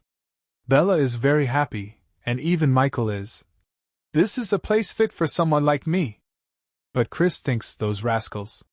But I'm curious too, and when she enters her room, it's extremely luxurious, everything shining. She thinks, this doesn't even compare to that inn. But I have to keep up my act. I bet that Holy Emperor is watching me. The Holy Emperor watches over everything that happens in this city. It's more like a dystopian state than a utopia. Well, since we're meeting for the first time, I'd like to make a good impression. I bet you never thought we'd see each other like this, so I have a present for you. And truly, the Holy Emperor is watching Chris and her students. He sees Chris in her room, showing him the middle finger, and he says, "Ha, just as I heard, she's something special." And Chris stands there, still showing the middle finger. On the other side, the Holy Emperor says, "It's been a long time since someone who knows about my eyes has so openly expressed their displeasure. This is giving me high expectations." Chris. 10. I never heard that name back when the Demon King's army was rampaging across the continent. But there was a young female officer in his army who always wore a black veil over her face. When she appeared, she devastated both allies and enemies alike and caused chaos. I can't tell you how sad I was when she suddenly disappeared. Although, thanks to that, the Demon King's army quickly collapsed. I had hoped she would turn the world upside down once again, but the only news I heard about her was that she had left the army and become a toothless dog. How disappointing. But seeing that look in her eyes now, I feel like maybe I can renew my hopes. Then he smirks, placing his hand on a crystal. Take this chance, and show me that you have yet to be tamed. Prove to me that you are the black chaos I longed for. This banquet is proving to be more exciting than any we've had before.